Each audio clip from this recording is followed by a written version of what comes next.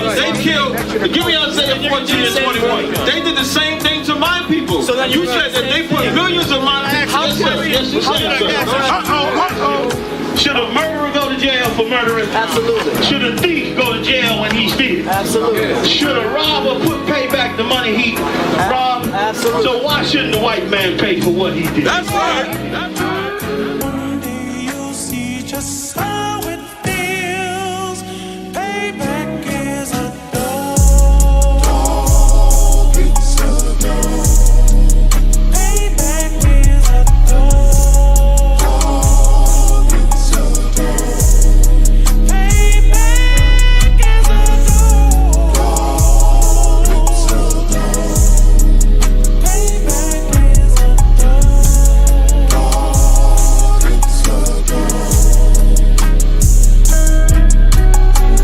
I'm in a hell of a hole, was never expected to grow. Just obstacles set in the road, that a result of me selling my soul. The story I'm telling is cold, but yet it's what everyone knows. The white man's the devil is known. America was never a home, only a place of captivity, safe facility, hating, disfigure me. They claim that I'm lazy, be killing me. Maybe this slavery draining my energy.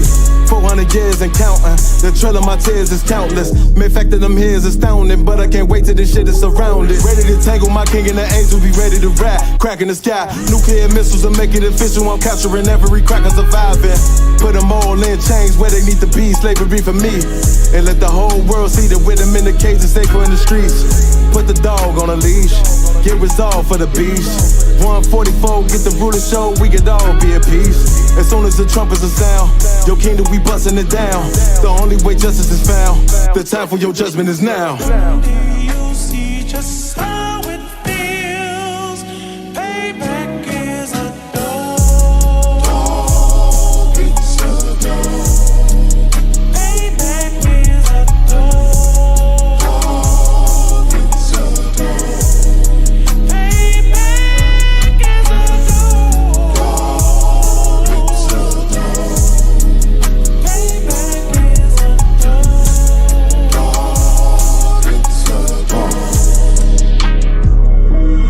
Look, ain't no remorse in my blood slim. It won't be no compromise. Now it's time to feed the worms. Watch his body turn to flies. I clutch iron while you trust the lies. The next Glock I buy gon' be Gen 5. I get it customized. And sending shots off like farewell.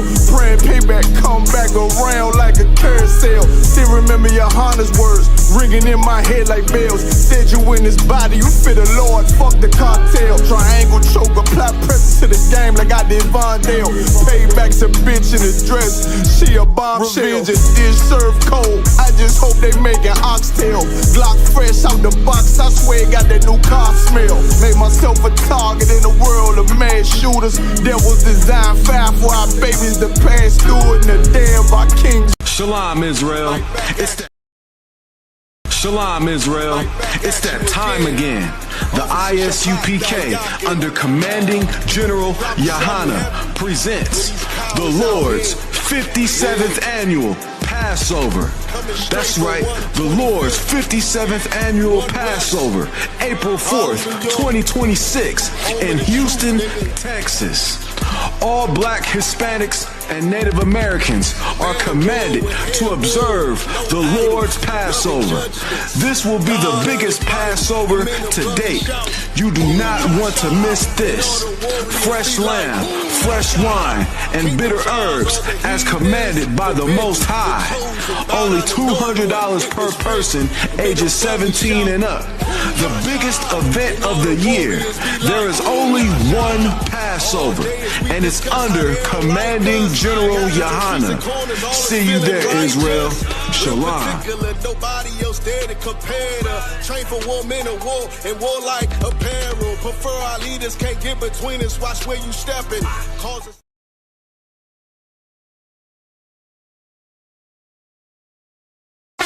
ISUPK, Trinidad and Tobago, under Commanding General Yahanna. We will be live on the streets, 91.9 FM. from west to the depth till they bury me. Every Thursday from 7 p.m. Hosted by Officer Sawapya Allah and Officer From Mathkoya. west to the depth till they bury me.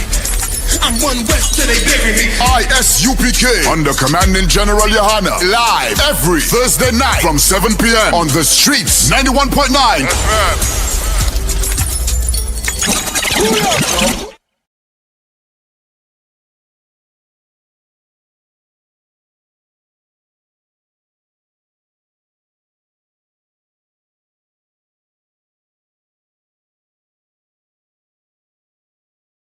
Shalom, Israel.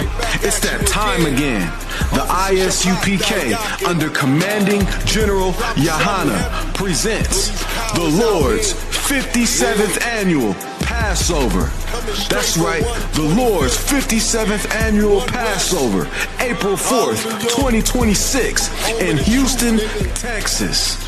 All black Hispanics and Native Americans are commanded to observe the Lord's Passover. This will be the biggest Passover to date. You do not want to miss this.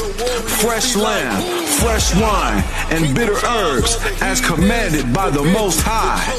Only $200 per person, ages 17 and up. The biggest event of the year. There is only one Passover, and it's under Commanding General Yahanna. See you there, Israel. Shalom. Nobody else there to compare to. Train for war, men of war, and war like apparel. Prefer our leaders, can't get between us. Watch where you stepping. Causes.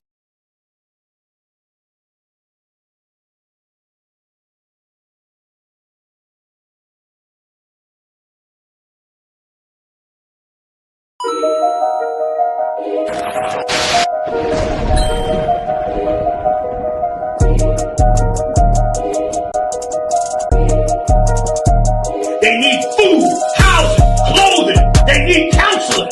They need understanding of what's happened to them. They need an identity. They need to know the truth about the Lord. They need to be woke up to who the devil is. That's right. White man. That's what the hell they need. And you add that to black people, Latinos, and they in you, brother, then you're going to be able to do something. The whole reason I'm even here saying these things to you, because these things are supposed to show you and give you hope. It's supposed to make you say to yourself, you know what, we got a kingdom coming. You know what, the Lord's judgment is coming. You know what, let's change our life.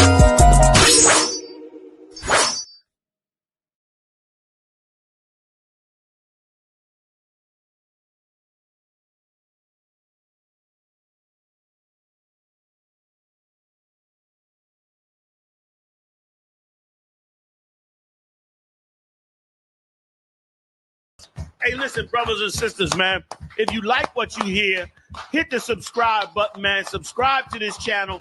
And also, please, go to isupk.com and pay your tithe.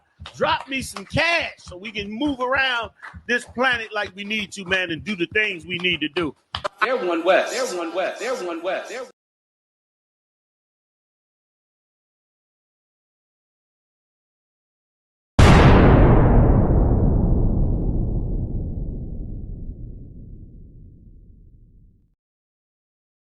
Wagwan priest, you good? What's going on? Listen, man, I'm hearing you, man, you ISUPK brothers be talking about the Jacobites that was in Scotland were originally black. You man ain't reaching that. Listen, put that on the TV right there. You'll see. This is the transportations. If you look right there, it will let you know. Robert Adam, brown. William Bow, black. Dogo Campbell, brown complexion. Black, brown. I see brown, black, brown, black, brown. This is all the Jacobites that was shipped out of places like Ireland and so forth. This is the transportations. Right. So this is giving you the complexion of the Jacobites that was shipped out of these places to Barbados and other islands in the West Indies. Yo, that's mad. So it's saying what? Robert Adams was a labourer and he was what? Brown faced. William Bell was what? Black, curled hair. Damn. That's deep, man. Which means what as well? Which also means black people was in Europe. Why? Because they ruled the Dark Ages. So that's why they was in Europe. You man are cold at history, man. All right, man. Shalom.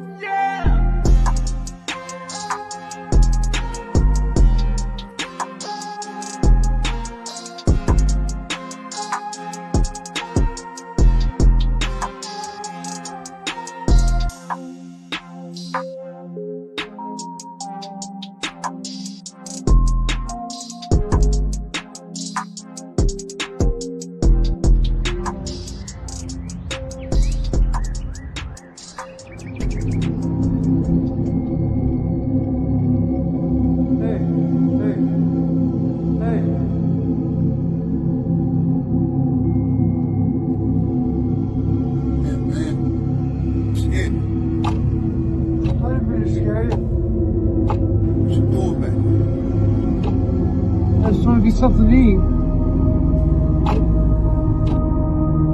I got some change for you. Go on real quick.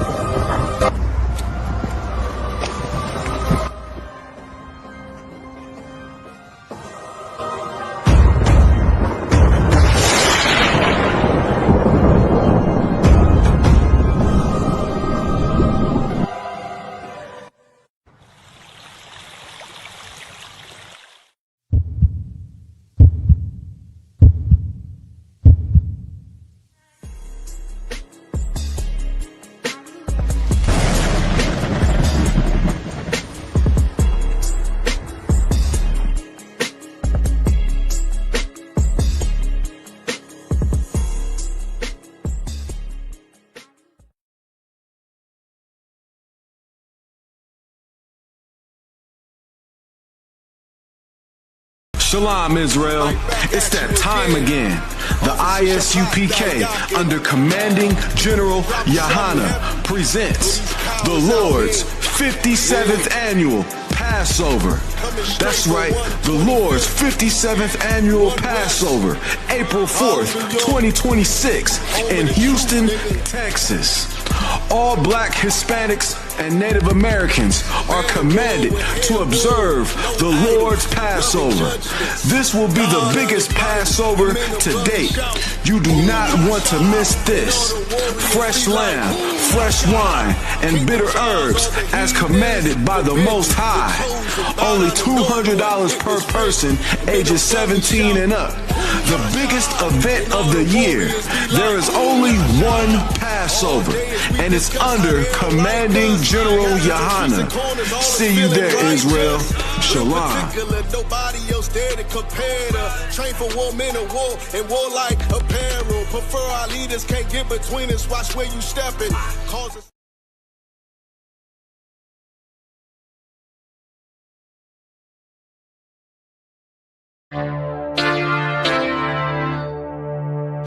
For homicide detectives, the clock starts ticking. The moment they are called, their chance of solving a murder is cut in half if they don't get a lead within the first 48 hours. I do anything to keep my brothers safe. I'm putting food on my daughter's plate. You fucking losers, y'all just can't relate. You harm them, you will find me on the first 48.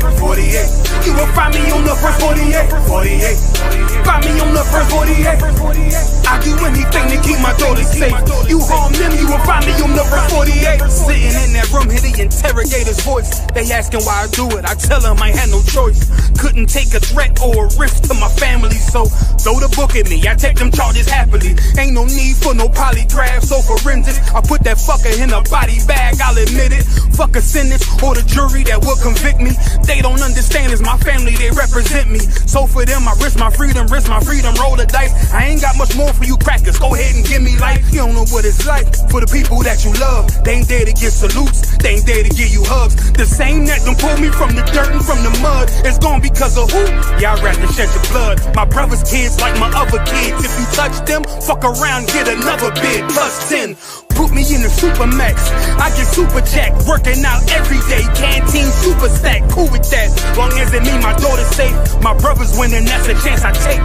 Feel my fate. I do anything to keep my brothers safe. I'm putting food on my daughter's plate. You fucking losers, y'all just can't relate.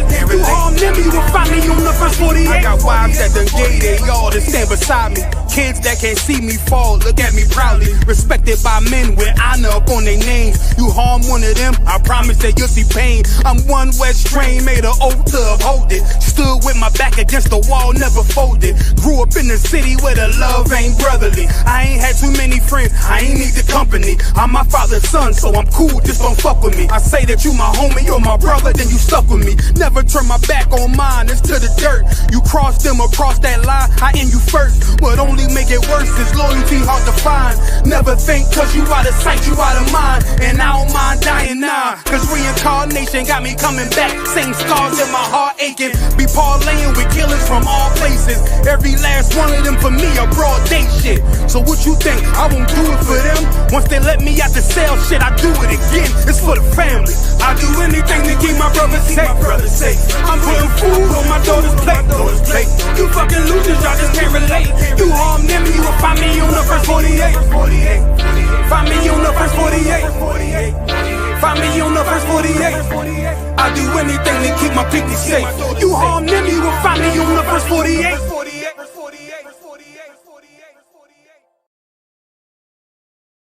Shalom, Israel. It's that time again. The ISUPK, under Commanding General Yahanna, presents the Lord's 57th Annual Passover. That's right, the Lord's 57th Annual Passover, April 4th, 2026, in Houston, Texas. All black, Hispanics, and Native Americans are commanded to observe the Lord's Passover. This will be the biggest Passover to date. You do not want to miss this. Fresh lamb, fresh wine, and bitter herbs as commanded by the Most High. Only $200 per person, ages 17 and up. The biggest event of the year. There is only one Passover, and it's under Commanding General Yahanna. See you there, Israel.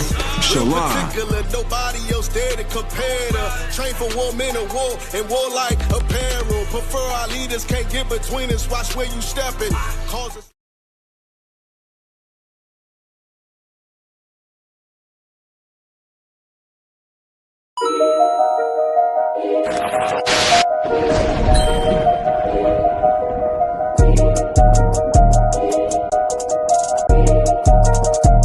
They need food, housing, clothing. They need counseling. They need understanding of what's happened to them. They need an identity. They need to know the truth about the Lord. They need to be woke up to who the devil is. That's the white man. That's what the hell they need. And you add that to black people, Latinos, and Native Indians, brother, then you're going to be able to do something. The whole reason I'm in here saying these things to you, because these things are supposed to show you and give you hope. It's supposed to make you say to yourself, you know what, we got a kingdom coming. You know what, the Lord's judgment is coming. You know what, let's change our life.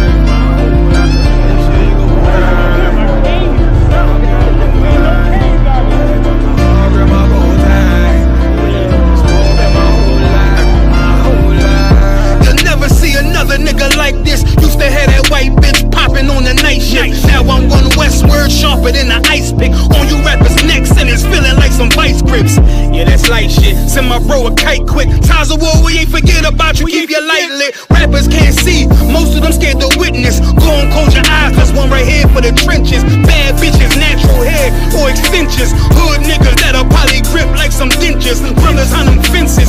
23 and 1 out. Praying that that commissary hit before it run out. Bitches on the gram, dog filter with their tongue out. Couldn't stay home because they found the dugout. Closed casket, burner in the low jacket. My co-captain, riding on these whole rappers. My whole player and there's no more women riding for me. I avoided Maury, I got 2 jets. If I can't make it through for them, then I'm useless. Sit down that roof, Chris, with a couple bosses. After the war, just to count our losses. There's not many. You see a smile on my face, but I'm not friendly. Gun on my waist, sipping white Henny. I just hope this shit go right. Living in the dark, you don't know light. Gotta got my heart, grip my bow tie. Waiting on the storm in my whole life. I just hope this shit go right. Living in the dark, you don't know light. Gotta got my heart, grip my bow tie. Living in the storm in my whole life. My whole life. It's so melodic. When I be dropping this ebonics, this ghetto phonics, it got me on the level supersonic. My bomb atomic, and you know where you can find me. Somewhere probably folding this paper origami. My name is pure as the Dasani. My wave is like a tsunami. I went from 0 to 100, feeling like Ricky Bobby. I made a deal with the Reaper. Got a couple wives, they some keepers. Talk a lot of shit, but you can't walk a mile in my sneakers. Bitches go to Miami, come home with change features. Now she got a BBL, her ass fatter. Trying to show up all them niggas that laughed at her.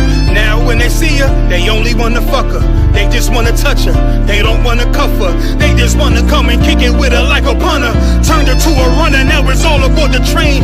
Fenty on her face, but it's not concealing the pain, it's a shame. So I'm in the hood like some rap snacks. I know niggas kill you and your mama for a scat pack. Dark tint, matte black, they do it for half that. Had you like 90s Missy in a fucking trash bag. I'm from Philly, we don't do bank accounts, just cash app. I spit a verse and I just watch the time slow. This that guy flow, this that shit that rappers die for. This that uncut Taha Wall straight from Pablo Escobar. I be at the bar like Moscato. They think it's effort, but no, this that black work. Make the countermeasures, take pleasures, making an op hurt. Lighters in the sky, cause every verse is a concert. My mind work at speed y'all can't fathom. Listen to the words of a champion. And Ken, the streets need another anthem. I just hope this shit go right. Living in the dark, you don't know light. Gotta got my heart, grip my bow tie. Waiting on the storm in my whole life. I just hope this shit go right. Living in the dark, you don't know light. Gotta got my heart, grip my bow tie. Living in the storm in my whole life. My whole life.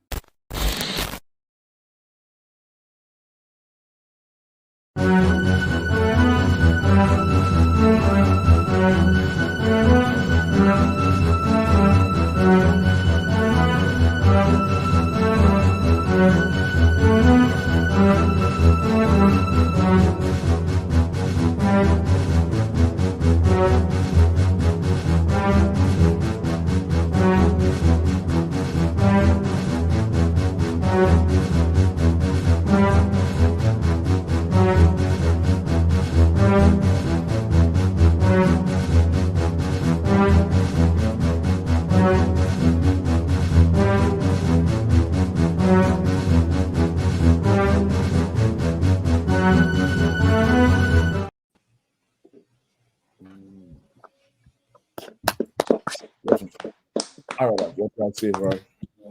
You have to drop a thumb. It was good on Akim. How you feel? Thumb. Shake a thumb. Yup. We back Wednesday night, rocking it out. Black Watch Wednesday, holding it down for Commander Yahanna, the hardest working man in Israel. Give him a hand. You know what I mean? Definitely getting it in. Tonight we're gonna have some good stories for sure. We had to celebrate the heroes of the UPK Act. Y'all know the Baramath. He had found some brother up there in Milwaukee that's missing. That's been missing. It was shit. Yeah. A warrior called me about 2 hours ago, just before class. A warrior, he had to help them out. Y'all know a warrior is like a one-man unit handling, I swear he had Minority Report. He on the phone, he driving, he doing this thing, he getting this thing over. You know what I mean? And the Lord done put something in front of him, and it's just proof that the UPK has what it takes for what's missing in Sergeant this Edgar rule. Caldwell, a veteran in the United States Marine Corps. That's because you was gonna say something? That was you, Kazak?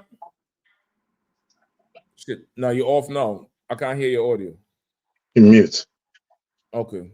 Man, I don't know. I seen two screens in front of me. Something going wrong with No. That's StreamYard. They add that whole narrow screen for the platforms like the the YouTube Shorts, Reels, the TikTok, all that type of shit. You know what I mean? Okay. Yeah. That's all. It's just a new. That way, new layout. They could do the whole format. They could do the whole format. I try to you could exit off under you if you get the. Are you getting a reverb with it? With when the song was playing. Okay, yeah, you could exit out underneath. Are you getting a reverb now? Live, sir. It's to yeah, there's a whole narrow format, I guess, for like if you're watching on whatever might be the narrow format. You know what I mean? Okay. So let me know if you'll get an echo or anything coming back through. All right. Okay. Yeah, man. So Warrior, come on, put me on. Yeah. Come on. So you hear me, sir? I could hear you. Go ahead. Most High Christ. Shalom. What's going on? Yeah, I had something happen tonight. Actually, I was at one of the locations at the Slave. I mean, I'm standing outside. I was getting ready for the call. Waiting for Captain Shot to call me. As my phone's ringing for the call I was waiting on, a young sister, runs up and says, "I need help. Somebody's trying to kill me." Right. So, so at the Slave, I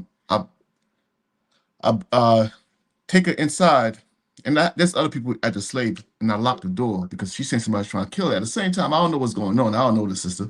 Right. So I'm already suspicious. Trying to line you up and rub your ass out. Okay. So then she says, in her words, my father, I have a celebrity father.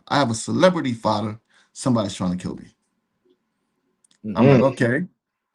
So so I'm trying to figure out what's going on. And she said, can I use your phone to call somebody? I'm like, all right, that's too wild. I mean, so then she says, my phone is dead. The number I need to call is not working. And then she says, I have a celebrity father. Somebody's trying to kill me. Again. And I'm like, this is a little weird. Right? So I gave her a place to charge her phone. And when she charges her phone, first person she called, 911. She calls the police. So she's on the phone with the police, and she's like, she keeps saying the same thing. I have a celebrity father. Somebody's trying to kill me. Right. After a while, the police are asking her questions. I'm listening to her, and she says, I'm a celebrity. I have a celebrity father again. And then she mentions her name.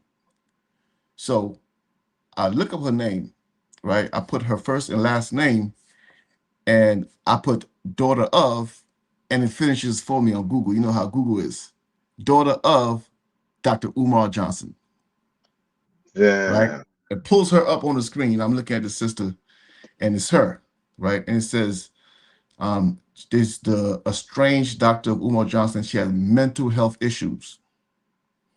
So then the police show up. Some devil walks into the location, and the devil's trying to talk to her, but he's getting frustrated because she keeps saying, I have a celebrity father, and somebody's trying to kill me. That's all she's saying. And then she starts talking gibberish. She starts talking about she applied for a job here, she's trying to get money here, and she has many businesses she owns and stuff of that nature. Right? So the devil just want to be done with it. So the devil says, look, I can't do nothing for you. All I can do is give you a incident number. Incident number. So he steps outside to get the incident number. So I followed him outside and I asked him, hey, can you call a ambulance for the sister? Because she looks like she is having a panic attack and she's, clearly deranged. He says, is that what you want me to do? Or you just want to leave? I said, nah, just call I have no problem with her. Just call an ambulance for her. He goes inside, says, ma'am, do you want me to call an ambulance? And she says, yes. And he's like he kind of sucks his teeth, like we're wasting his time now. So like because he had to do this work is God. problem. And of course he's a devil and she's black. Right. Right. Exactly. So after that, while he's talking, and then he asks her, do you need me to wait with you while the ambulance comes? And she says yes. So he's really mad now, right? So then another brother who's also a cop, he walks into the location. I don't know if that's his partner or because I only seen one car, but he walks in, and he's standing off to the side like me, and so me and him start talking. I asked him, hey, by the way, do you guys have a missing persons list you could look up to see if she's on that list? He said, oh, I could just get her ID and check that out real quick. So he goes, he gets her ID, and he calls it, and within a minute, it comes out she's missing. 3 weeks she's been missing. Her family. Wow. I mean, come on, sir. Turns out she's actually from Philly. She lives in Philly. She got to Maryland somehow, and she's just been out here. I mean, so then they basically took her away in the ambulance, took her to the hospital, and they'll take it from there. I mean, the crazy thing is, I have to like I'm looking at these cops like, if I was you, I'd be with a young girl. She was 23 years old, right? Right. I'm like, a young girl out here. That's the first place I would check with all the missing young black girls in America. I would think that would be like instinctive, like check to see if she's missing. And now, same Cap, I was thinking of something else too, because I didn't understand why she kept saying I have a celebrity father. I don't know. You tell me what you think, sir. Well, but I mean, go ahead. I feel like she kept saying that to give herself some value. Like, if she said I have a celebrity father, that means care about me, Don't treat me like I ain't got no father out here. Right. You know what I mean? It's definitely all of that. She had immense. I don't know if this is the same one. At one time there was one who came out and was talking real trash about him. Right. I'm not sure if this is the same one. It could be. But what is the other thing? That she was on medication and she wasn't taking it, correct? Oh God, she was on medication. She was not taking medication because she's out. She's lost. She's out on the streets, so she don't have no medication to take. And it actually is her. That's the one that was talking trash. That's the same one. Come on, sir. Where I believe she contacted the school before. I think she had hit Cesaria before to I guess spill the beans on Umar, and Cesaria had to tell her this isn't the place to trash your father. Like she thought because there was a beef in the doctrine, there would be it's a breach where she could exploit. You know what I mean? So I believe it's from that part. So now look at the second time now where an officer in the school has to do the work of officers who paid by the government. You imagine you have to dictate the pace for what, maybe two 10-year veterans at least? Come on. Got to be about 5 or 10 years, them niggas on the force if they that slack. I can't believe they'll be that slack within 2 to 5 years of being on the job. I think it takes some time to get so lackadaisical. You understand what I'm saying? Come on. I would think it takes some time to get to that point of where, imagine now somebody had to tell you, hey, do you want to see if she need any help? You call the ambulance. Okay, I'll do it. What about if you run her name in the database and see if she missing? Okay, I'll do that. Like, goddamn, you mean to tell me Commander General Yahanna shouldn't just get the keys to the damn kingdom right now and just show all what to do? His officers are clearly better. Listen, the bar man on the slave, the dude walk on to the damn bus he driving, and he look at the dude and ask him his name and his age, and he's like, sit right here. Let me make a call. Damn near the same thing. You know what I mean? Damn near the same thing. And I think with the bar and them, I think they did something with some young, like a juvenile who was missing. And they went through the neighborhood asking and knocking on doors and shit and found the kid. Like, you mean to tell me the Israelite school, once again, your government is shut down, ours isn't. Right. Your government is shut down, ours isn't. A warrior brother, I give you a hand for that play right Most High there. Christ. And for having the care. You've always been a brother who always care about Israel and care how this one doing, care how that one doing. And to people in the world, it's a very foreign concept. It's a very foreign concept, and it's a very it's an uneasy feeling, because in the world you're taught to cut off yourself and not care about other people and not give a damn and not imagine going the extra mile to make a phone call. You didn't tell this cop he drive her to the hospital. You didn't tell the other cop, listen, call around and see. Like, this was a push of a button for both of them. And it was almost like it was a burden, at least for the first one. The second one did it right away. But at least the first one, he couldn't believe he had to come down there and deal with this crazy nigga who don't know where she is. And, father is a celebrity. And so what? Am I supposed to care? Well, Officer Warrior of the Israelite School of UPK under command of General Yahanna showed you that you're supposed to care. Showed you that you're supposed to care. He showed you how you should care. He gave you the blueprint on how you should care. There's a way to do it.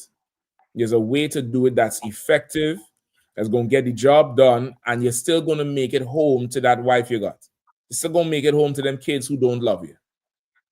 But that there, brother, was, in the right place, right time, man.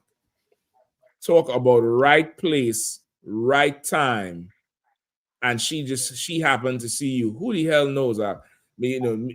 Sometimes, of course, with people with mental illness, they're able to still identify and correlate when things happen. Maybe she saw the spirit of the Lord on the ark and said, he looked like he was gonna help me. Who the hell knows that? Who the hell knows how it was seen, how she visualized the damn thing? You get me? Come on. But for sure, Warrior, that there was that was the work of the Lord right there, brother. That was the work of the Lord right there. Definitely had to give it up to you. And for sure, give up Commander General Yahanna for raising brothers who have courage to care about Black people. Because especially in this day and age, it takes courage to care about Black people, man. Yeah. Right. It's a lot of courage to, be on the line and give a damn about Black people. Like she mentally she have a mental problem, mentally unstable. The cop don't care. And he has all the resources at his fingertips to help her. Right. He could call whatever in and help her. You don't, but you have all the wisdom and skill and know how to help her. Which lets you know all the Israelite school of UPK under command General Yahanna is missing is the resources to do it. Right. Because you all have the resources and you're all not doing the job. You don't want to do the job. You're frustrated when you get called to do the job. Yeah. This brother here doing 1, 2, 3, 4, 5 jobs at the same time, and she comes up to him and she met a brother today. She met a brother today who did what every brother should do for every brother and sister in Israel. Like, imagine you get 5,000 more warriors, 5,000 more Kazakhs all over this nation, all over where we are, to police the area with wisdom, not a Batman belt with the pepper spray and the guns. Like, that shit don't help. It has its purpose. Don't get me wrong. It has a purpose on the right-hand side. But wisdom police the situation. Imagine you policing the police. Imagine you telling them to do this thing. You telling them to do this thing here and do that. And have the wisdom to be like, could you just check and see if she might be missing? Somebody might be missing this girl. Oh, yeah, I could do it. It's just, what do you say? I push of a button? What do you say? What do you say, I'm a warrior, when you told him check? Oh, yeah. He just asked, he said, I just got to get her ID. And then he just called in her name. And sure enough, she's missing. Sure enough, she's missing. And you have the know-how. You're not in law enforcement. You're not a detective, but you aware. You have so much of what they call it. You're not tone deaf to the culture or what's going on with our people. You're so aware. You know, okay, we have an epidemic of missing Black women, right? And that nobody cares about. And then you hear her say, "Somebody trying to kill me. I need help. I need to make a phone call. Somebody trying to kill me." As crazy as it sounds, you gave her the care that, you know, government departments is put there to help people like her. You gave her the care that the first responders are put there to help people like her. And when they responded, they, you know, at least the first one, at least the devil, he couldn't wait to get lost. Right. She's lost. He couldn't wait to get lost. To feel that. Imagine growing up like that. Like, God damn. If I could jump in. Come on. What you saying is so heavy that they doing so much everything backwards. They do so many things backwards in this kingdom that even on the police, it's supposed to say to serve and protect. You're right. Right. But they do neither. When you think about it, like, damn, they don't even, especially not the serving part. Like they the last to really want to do some servant type work for the community. If I could, quick story. I remember one time I had bought a moped, and I'm riding the moped. It was late night. The moped broke down. It's like 2 a.m. or midnight or something. I'm pushing it. I'm pushing it like I gotta push it to my location. The police pulled me over, and they like, you know, they want to see if it's stolen. Like if I'm pushing it down a main street, a stolen scooter at, you know, midnight. And so they do all the double checking. And I'm like, you know, well, y'all could help me push this thing or help me get it there. Because if it was stolen, y'all sure would get a tow truck out here. But since it's not stolen, y'all just gonna drive off and let me keep pushing down the road, you know, to wherever I gotta go. Like that's the type of thing that the government, they, like you said, on the right-hand side, like they will do more harm than good. If they have, if it was supposed to be where they could do both, like help the people, really just help the people.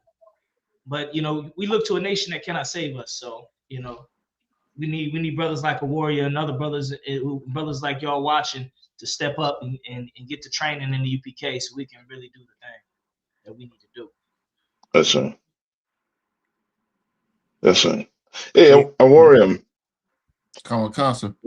Did those cops thank you? Lie, sir. God damn, man. They didn't even say good looking out, bro. You okay? You need us to do anything else? Nothing like that. They just rolled the fuck out. Yeah, come on. As soon as the ambulance took her, they was out also. Yeah, listen, man, and shit. The officers in the Israelite school of UPK are better than your officers. Yeah. They're more trained. They have the spirit of the Lord to do the job. They have the wisdom to do the job. They have the temperament to do the job.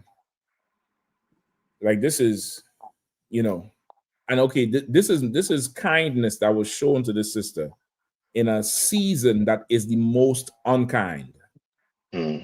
Like this, you know, Christmas into Thanksgiving, into Black Friday, into Christmas is the most unkind season of the year because everybody is such in a rush to, you know, for pleasure and gluttony and to feed themselves and pleasure themselves and buy themselves so much shit.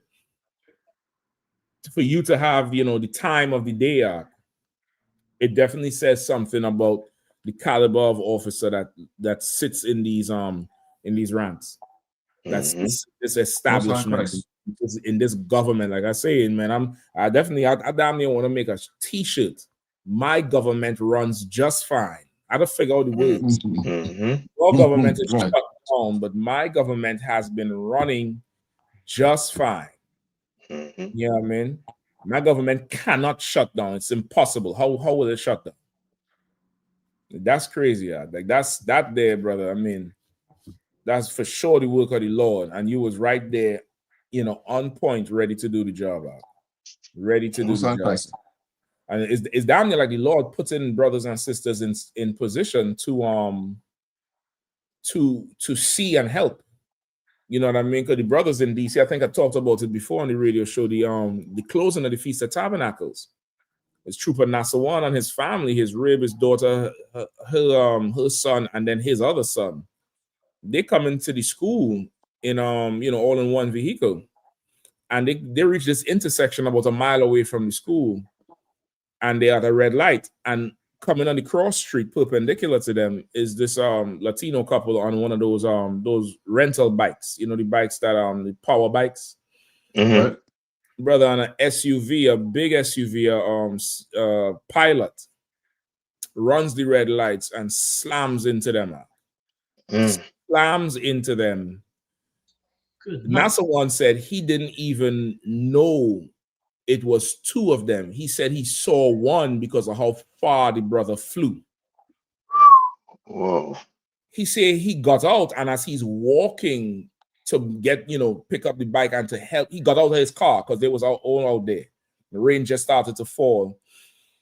The brother comes up bloody. His face is blood all over. Speaks no English. Say the daughter, the sister Kaya Bath, she speaks a little bit of Spanish, so she starts trying to talk to them. NASA one said he didn't even realize it's two of them because the sister under the damn SUV. Not all the way under, but like under the engine area. Bumper. Mm-hmm. Yeah, down there under there. And they trying to pull her out to stand up. They try to stand her up. She can't stand. She just collapsed like a ton of bricks. Just collapsed down on the ground. Something fucked up with her legs or hips or whatever. Mm-hmm. So now someone trying to, calm them down. The sister trying to talk to them in Spanish and ask if they want help, if they need them to call an ambulance. The brother hear ambulance and said, no, don't call. Don't call nobody. Oh. Then he starts to yell at the girl to tell her get up because they got to go. And he pulling her up. They're both trying to get on the bike. She in pain. They stop them and ask them again, you sure you don't want, we could help you. We can, we'll wait with you. It's like, no, we don't call. And I'm like, that got to be a certain amount of terror to live under. You bleeding, your woman jammed up, and you don't want to go to the hospital because you might end up in Alligator Alcatraz. Right. That is hell. And now while NASA one of them trying to help them and pull them to the side, this bastard just drives the hell off her. Drives the hell off. NASA one say he think if they didn't get out of the car, because nobody else was at the intersection, he'd have just drove over the sister because you couldn't see that she was under there. You couldn't see it. So NASA one stay on the scene until the police show up, and he tells the police what's happening. The cops say, don't even worry about it. And he started to point out where all on that intersection, they have cameras that people don't see. He said, don't worry about it. We'll get to the bottom of them. And the cop is trying to, go and talk to them to go. They don't want no parts of cop or ambulance or nothing. And I'm like, brother, we in so much hell under this oppressor. Like the Lord is going to now inadvertently show Israel who they need to get help from, who they should go to for everything, who's going to be there. Because, okay, he said there's nobody else there. He said as soon as they got the sister up, the SUV just backed up and rolled out. But he said if he wasn't there, like you couldn't see the girl under the car. You had to come out and walk to the front of the damn truck because it's so high up. He said he might have just rolled off because it's only the brother you saw. You know what I mean? So these things that happening, man, it's for sure it's the Lord. And I would say, the Lord always say, be ready to answer every question. You know what I mean? To show yourself approved, study, show yourself approved, and be ready to answer every question. And sometimes you might think it means doctrine. But it could mean taking care of your people, because that's a question too. But a warrior, right or wrong, didn't she ask you a question? Come on. You understand? Like that could also be it. Don't just think breakdowns and precepts. That's very important too. But brother, that charity, that brotherhood, that ability to take care of, this is some Command General Yahanna taught all of us in here. This is like a UPK staple. Like that, like we value that more than the breakdown and this precept and that precept. That's good to know, and it's a good thing. It's our records. It's good, but brother, it's a difference when you can come to the aid of Israel in something they need. That tangible carnal thing that's needed. You know, go ahead, Capsulaki. Nah, we hit on this so heavy, and that's it. I was sitting on here trying to figure out, I mean, how to explain it. You know what I mean? But you know what I mean, brotherhood is the explanation of all of this. That's it. You understand? Like the cops and them, they getting paid to do a job. But America done, you know what I mean, and that's like in a nutshell, America. Like, you know what I mean, how much am I going to get paid? You know what I mean? What's my, you know what I mean, what am I going to get compensated? Yeah. You understand? Like they're not doing it because of brotherhood. They're doing it because they get a check, and that's all they care about. Yep. You know, it's a check. But you know what I mean, but when it comes to that brotherhood, you know what I mean, brotherhood trumps that check. Yeah. You understand? And you know what I mean, this place, you can imagine we had, you know what I mean, our own hospital where we could have, you know what I mean, take those, you know what I mean, that brother and sister too. Yeah. You know what I mean? But this bastard done wipe all of that out. Yeah. You understand? Wiped all of that out. Because brotherhood, brother, you know what I mean, they would have been able to walk in there, and if they don't have it, they don't have it. Wherever, they're gonna be taken care of. Yeah. You know what I mean? But in this place, you know what I mean, they're thinking about they don't have health insurance. They may not be here, you know what I mean, legal. So they're thinking, as they say, they're gonna end up in Alcatraz. And not, Without go ahead, Salaki. Yeah, without any, you know what I mean, without any medication. And Yeah. nobody in there gonna care for them. Nobody ain't You gonna understand? You understand? Yeah. You understand? And So I was say too, not just, you know, they may not be legal. I think the terror is so strong, whether you're legal or not, brother. Once you ain't white, you once you ain't white, you ain't right. That's it. Once you're brown, you're wrong. And that's really, you know, the crux of it. That's the atmosphere. That's the you know, like how it's cloudy and overcast. Like it's overcast in the spirit for our people so much where we rather just not go. Yeah. We rather just not do this because what could happen, who the hell knows? They send you somewhere, you see some judge close down some detention center and or give orders to possibly do it in Chicago, in Illinois. Because it's just, you know, they're saying is the facility is just not up to par. You know what I mean? And they're not keeping no record of nobody. So like it's no coincidence. I think this thing with the Barmath, this thing with the Warrior, even Kahan, that video you put up was so heavy. Yeah. That's so fucking heavy. And I'm looking at the old I'd have find a name for her. She looked like the thing from the Game of Thrones after the dragon, not the dragon lady, the other one who cut the hair, the one who was yeah. I'm like, hold on, is that a man? And then I realized it's a broad who just on a power trip see the outer state tags and trying to get the name on the you know the next week morning report to get, you know, recognized for, you know, 2 kilos or something and $50 cash. They think that's a big haul. So they you know, they tried to press you, brother, and the shit was, you know, the video was outstanding with that shit there. The water caps. So like if I could, come on. If Yashikar with me, they would have thought I was show with the cartel. They like, if I had Yashikar with me, they would be like, this nigga here. No, I know you moving by where you work with the Medellin. Who you? Yeah. God. They say, come on, Cheech and Chong, let's go. Yeah. God, that I bring out the heavy tools to cut them that pipe open, the engine block open. The jaws of life. There's no wreck. He just cut the car open in half. Yeah. Man, it's a wild thing. Yeah, go ahead, Cap, please. No, I want to make a point on what you're saying. It's so heavy, especially with the government shutdown. So what you're saying is so right, Cap. Like these people, they don't live in the same world we live in, and a lot of people is looking like, okay, where the government shutdown is over with now, but a lot of people they on a financial, thread, and the damage is done now. 40 days in, no paycheck or no food benefits. This gonna spiral their life, out of control for the next 6-7 years, possibly 10 years, because they, playing catch up, man. But they made me think about that scripture where it talks about how we trust in the shadow of Egypt, man. Like we in the shadow, we not even in the we living on the outskirts. We outcast in this place, man, and it's just so heavy.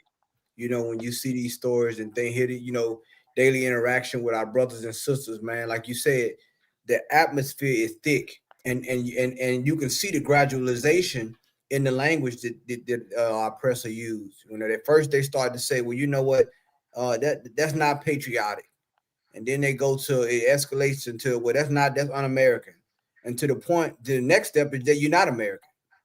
So they slowly use that language, to make you an enemy of the state, or or somebody that's against America, and the parameters of America, they decide. Right. They decide what it is. So Salak, I yield. Water. No, you're absolutely right with that. Like it's a point now where they getting stretched so damn thin. Like they getting stretched so damn thin in their empire as they try to make this thing, stay afloat. And as that happening, we've always had that compassion. We've always had, that sense of community that other communities don't have. Like Blacks and Latinos, we have a strong sense of community and loyalty to a community. You know what I mean? Where it's damn near like a problem, like we'll buy it over. We get invested in solving this thing and coming together with this and, doing something. And as this place falls out, as this place gets stretched thin, that thing we have that we don't need the resources to have is going to make us get the resources we need. That's it. Because anybody hearing this shit up, like this shit with the Barama, this shit with a Warrior today here, like he had to tell the police, run her name through the system. No, listen, y'all know they run your name through the system for the other thing, not to see if you're missing, but to see if you have a warrant. Yep, quick. Had she been a man acting like that, and all little out of let's check to see if he got warrants. But that's that's an easy color for them. Warren, what he asked you, do you want her out the store just to leave you alone, some shit like that? Khan, do you want her to leave? Do you want her to leave? Like, like that's the protect and serve. Yeah. Do you just want her to leave? No, nigga. I want you to do your job. Take care of her. Mental illness is not a crime. Take care of her. Treat her like how you would treat one of them, Hollywood celebrity daughters who want to overdose and have all these sex parties and spaz out somewhere on Rodeo Drive. You all would all, call this, you get the softest, chair for her to sit in and give her some water and get, you wouldn't even take her into a facility. You take her somewhere it's a madhouse. It's for people who, mentally unstable, but it ain't the one we go to. It's something where they wake up in the morning and there's trees and green outside, white sheets and an uncluttered room, things to help your mind stimulate. That's right. Like imagine how much of this is going on all over the place. Like these missing Black girls, because it's brothers missing too. But I know there's an insane amount of Black women who are missing in America. What happened with Officer Warrior here? These girls is right there in front of everybody's faces, but the people who should give a damn don't give a damn. That's right. Right. Go ahead, please. What you're saying is so right. They're hiding in plain sight. They're right there. They're right there. You know what's so crazy about it, man? Boy, the scripture's so heavy when they talk with the Lord. Say, that He's the kind of God that He's nigh unto us. Mm-hmm. Like all these things that we trying to get, we want justice. We want all these things. The Lord has given us spiritual principles to make those things tangible, materialize in front of our eyes. Right. But like you said, and you know what's so spiritual about it? I'm seeing this more and more. I don't know if other brothers seeing it, but the Lord is moving us. Of course, we know the verbiage, but the Lord is now that practicality, that practical knowledge, that being able to apply it. Now we're getting to that stage now, more and more with our interactions with our people. It's becoming more and more, just on our day-to-day lives. Now the Lord is he's testing that practicality of the scriptures that we've learned. And it's just so heavy what you just said, Cap, about that brotherhood, man, and how we apply it to our life, you know what I'm saying? And which would circumvent a lot of this foolishness that's going on right now. Yeah. Like our you.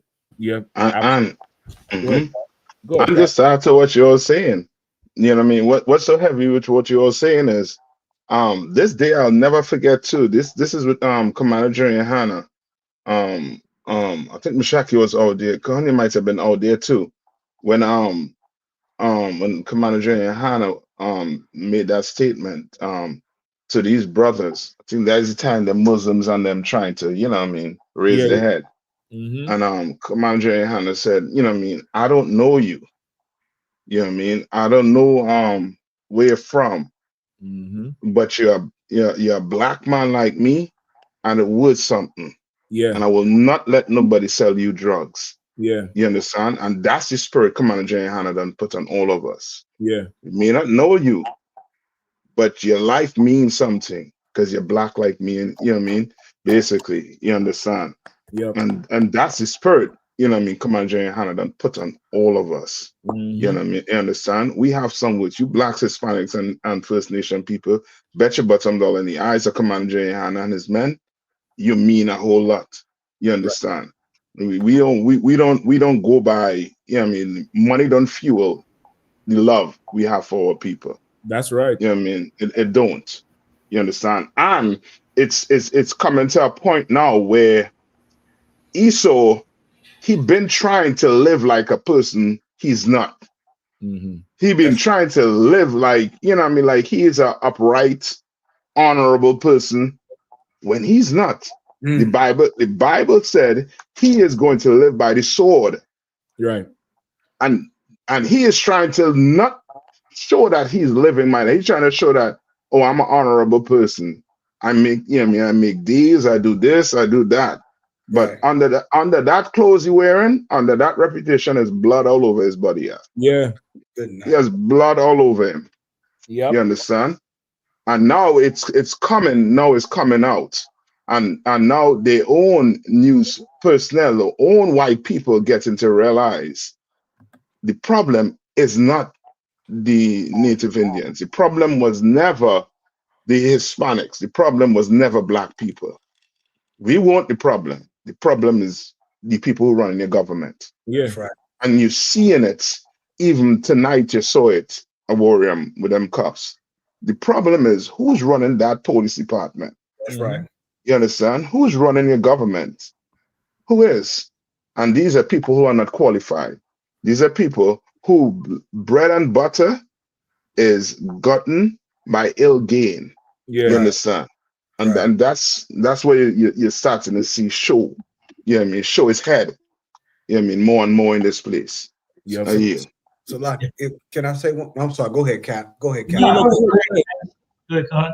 I just wanted to say, and you know what, man? That's how you know it's in the spirit, man. Cap and I, like I was just thinking about this today before they gave those votes on that opening the government back up. Like these people here, they know how to grow government, and they know how to shrink government, but they don't know how to run government. Right. They just been doing what you're saying is so right. Like people are starting to see the game that they've been playing, and they starting to piece it together. You know what I'm saying? They're going back from conservative to liberal, with big government to small government, but they don't know how to run. Like the Bible say, they despise government. Right. They don't because government, you have to have principles You have to have righteous principles to have a government and a civilization. Mm-hmm. And once again, all these political science people, all the people that say they know history, you have to agree with the ISUPK. There's no getting around it. Yeah. Mm-hmm. You're gonna have to eventually sit down with Commander General Yahanna. It's going to happen. I'm telling you what's going to happen. He's already prophesied it. You're gonna have to sit down with Commander General Yahanna or one of the generals or the generals, and trust you're gonna have to agree, because at this point here, I mean, this is a dog and pony show or elephant and a donkey show. No Like bullshit. No bullshit. And just to add to what Captain Khan is saying, Commander General Yahanna was the first person I heard said about us being the scapegoat, and it's coming out now. Yeah. He said it before all this, this is coming out now. Like the news starting to realize that, okay, like Esau, just imagine you put a man in office, right? Your housing, you know what he doing with the housing now, right? They're trying to push 50-year mortgage. So now a $500,000 house, by the end of that 50-year mortgage, you don't pay $1 million. Paying 1.2, 1.3 million for that. You understand? So which means now young oppressors, they can't buy a house. They can't live the American dream. Right. You understand? So who are you gonna blame? America was putting the blame on us. Remember when the housing market crashed? Yeah. They put the blame on us. You understand? When Barack Obama went and bailed out Wall Street and all them big corporations, he bailed them out. Right. You understand? But we got the blame for most of it. You understand? For when it crashed. And now you kicking out all these immigrants, so-called immigrants out of the country. The ones that when you go in the supermarket, your fruits that you're buying, the reason why it's so cheap is because they was picking it. That's right. You understand? So now your price is going up. Did you know that Donald Trump said that he's saving them, I think, by 25% on what you call it again for the Thanksgiving that coming up? Yeah. Lo and behold, they took out 6 items. Normally they'll have the 21 items on the list. Right. But he took out 6 and said, "What? You're saving money." Then he gave them generic brand. It's almost like you are counting the number of calories that you're giving the people. Well, you understand? Listen, you remember? I don't know if you remember with Russia. Mm-hmm. When Russia was going through their most recent depression before Putin. Mm-hmm. Like Russia, Ukraine, all them places, they had a ration for the day and a ration for the weekend. Mm-hmm. Like they would you go there and the ration would be based on your age, height, and weight. That a person this age, this height, this weight, they need such and such grams of protein. So you only get, how much ever pieces of meat or fish, how much ever grams of carbs. So you get this bread, some grain, potatoes, and you had to ration that out. You understand? Mm-hmm. So don't think for a second that America is going to stay so skinny coming, nigga. Skinny coming. I keep saying it. You thought I was crazy and I said skinny coming, skinny coming. Skinny coming. So that's definitely what he doing there with this thing here. And everything again is for him is for money and gain. And he will wreck his country, wreck his whole thing. He promising what $2,000 stimulus checks. All the economists is saying, bro, it's gonna be rough. They're saying it's gonna be rough. So, but as this place goes into chaos, there's going to be the truth, something consistent, something reliable, dependable, and continuous that's going to be there throughout. And people will see Commander General Yahanna and the Israelite School of UPK is that little sanctuary, that house that you need to come to for everything. Mm-hmm. See it. We've been doing it. We prepared for it. We ready to go. All we need is the resources they have. That's it. All we need. We need the resources they have, and you'll see something amazing. You'll see something absolutely, like how the scripture said, your eyes have not seen, and your mind, you can't even imagine what the Lord is getting ready to build. And you're gonna get blown away by that, even in the early stages, even as the foundation getting laid, even in the rough time. This is way before the kingdom and the angels and the hunters come. You're gonna see some shit that is just utterly amazing. Like that thing with Captain Debarmath, and that thing with Officer Warrior tonight. He telling me the story, and I'm thinking, he about to end it off. Like I damn near buy into the propaganda. I'm like, a Warrior, you telling me the story, and I'm like, okay, he's going to tell me 2 niggas is going to run in the store to try to rob it. He's going to tell me that. And this thing take a whole other turn that I would have never ever guessed or seen coming. Never ever guessed or seen coming. And brother, we in the right place for it. We in the right place. We in everything you're going through in here, it's to build you and mold you for what's to come. And what's coming is coming quickly. It's coming quickly. So make sure, like that scripture say, be ready to give an answer. Study to show yourself approved. That ain't just talking about doctrine, man. You're gonna have to answer a lot of calls soon. You know how to manage shit. Watch for people. Watch over. You had to watch them and make sure the people who with the resources do the right thing for them. That's it. Like you're really that steward that Christ called for. You're really that person to watch over. You're that priest and prophet. That's really the training we getting up in here. Yeah. You know what I mean? If I could, I got a quick scripture I want to throw on that. It's heavy. Isaiah 3:6. It says, when a man shall take... Okay, Isaiah 3:6. And it just goes into what you're saying about the leader really stepping up to take care of the people. Like we think about it, when we say it and think about it, everybody kind of thinks like, yeah, I mean, anybody would want to do that job. That seems like a good job to do. But really, when you get down to it, nobody really wants to do that job. And you're gonna see it. You're gonna see it in the scriptures. Go ahead. The book of Isaiah, chapter 3 and verse 6. When a man shall take hold of his brother, of the house of his father, saying, "Thou hast clothing, be thou our ruler, and let this ruin be under thy hand." They come to him and say, "Look, you got something going on. You be the leader. You be the ruler. Let's help build this ghetto back up." Go ahead. In that day shall he swear, saying, "I will not be an healer, for in my house is neither bread nor clothing. Make me not a ruler of the people." And you got to notice, the dude said, "You have clothing." He said, "Nah, I don't got no clothes. I ain't got nothing to help you." But he obviously, the guy see you got it. Really, there's nobody who really want to take the money and do it for the people that need it. They want to take the money and keep the money and act like I ain't got enough to really help out like that. I got enough for for what we want to do. But the Church of Second Ministry, we got enough for what we need. We got enough for that $6 million jet, $60 million jet for Creflo. We got enough for these $5,000 tailor-made suits. We got enough for the Calvary Baptist Church for a building fund.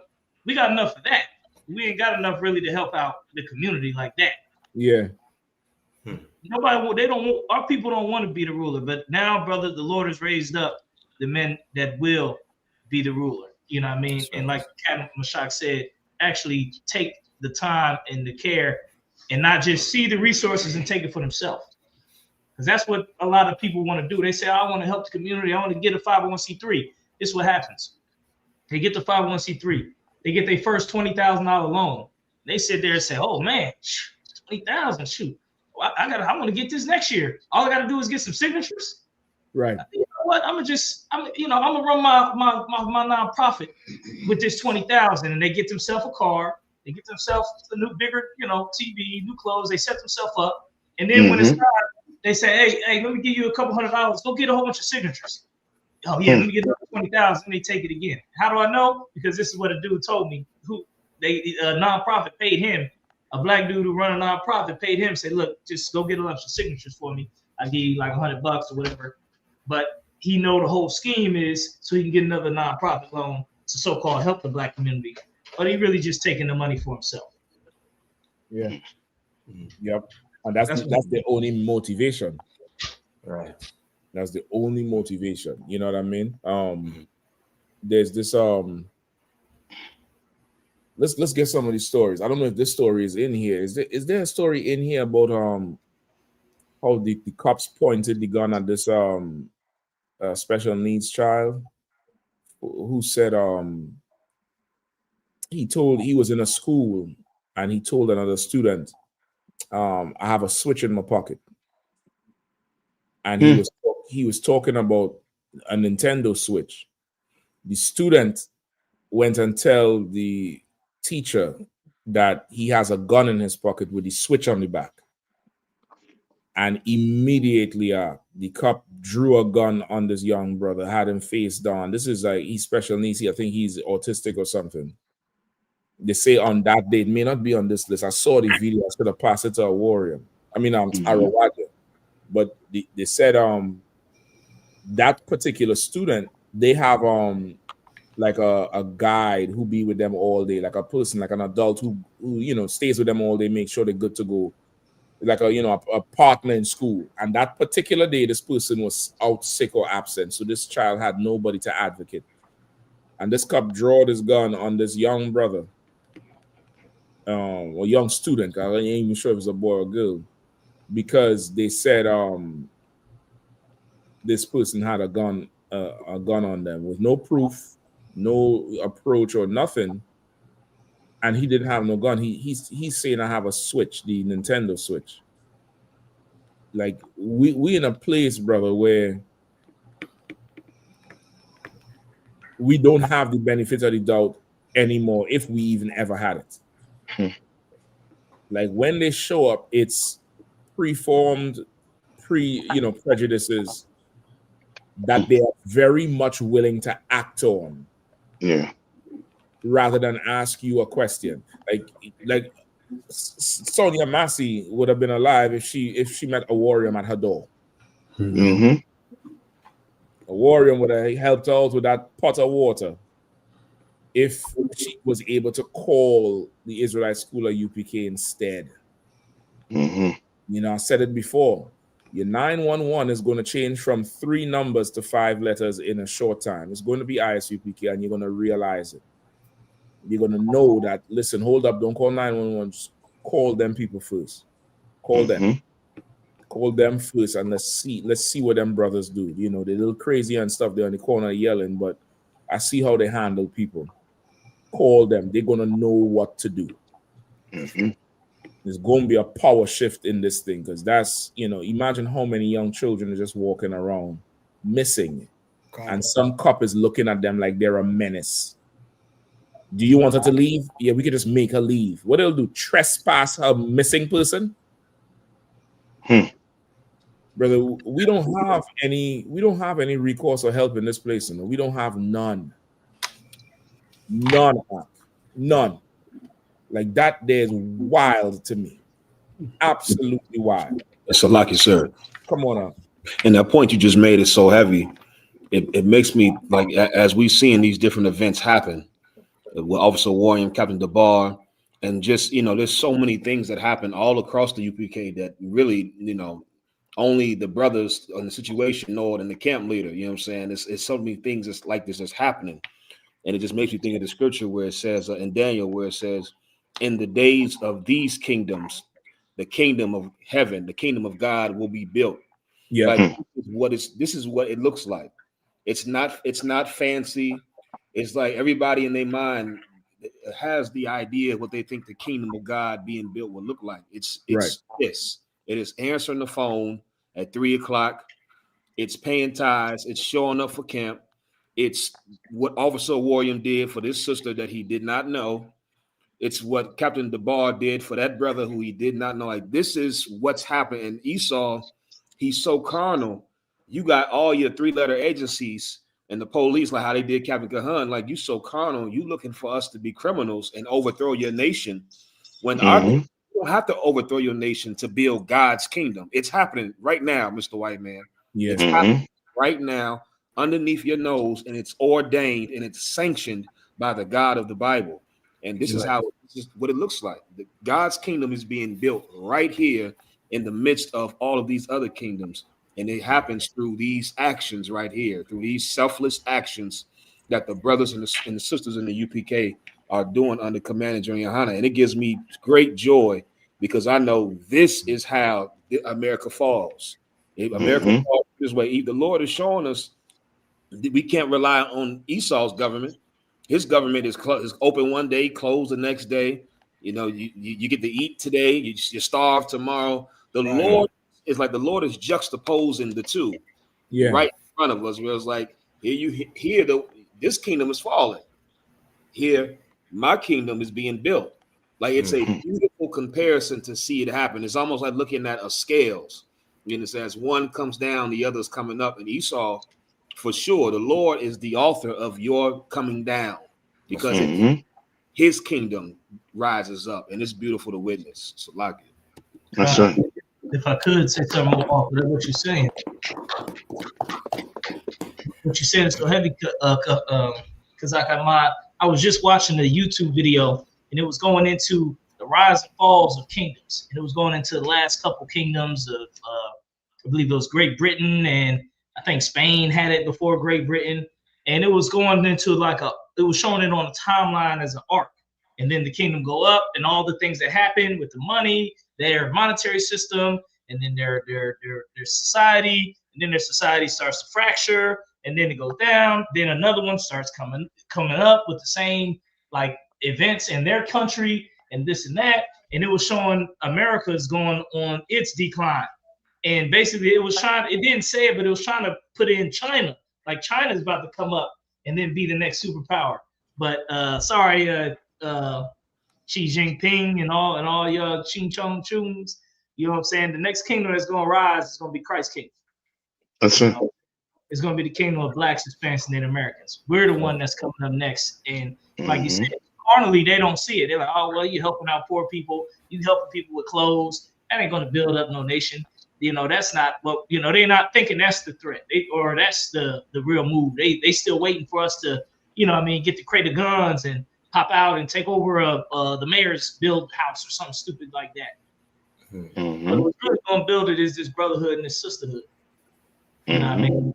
And once that brotherhood and sisterhood come together, it's going to be a web, and we're going to trampoline off that damn web into a zone and a way of being, a lifestyle, a culture that this world has never seen, and all they're gonna do is look at it like the scriptures say and say these people must be damn near close to God, because the way they keep their laws and their statutes and the way they move, there's only this must be the closest nation to God, and that's what they're going. That's what and we see it, but the world want to see it real soon. The Lord got a way. He got a way to make everybody see it. You know what I mean? Yeah, he got many ways. So yeah, I'll leave it there. Yes.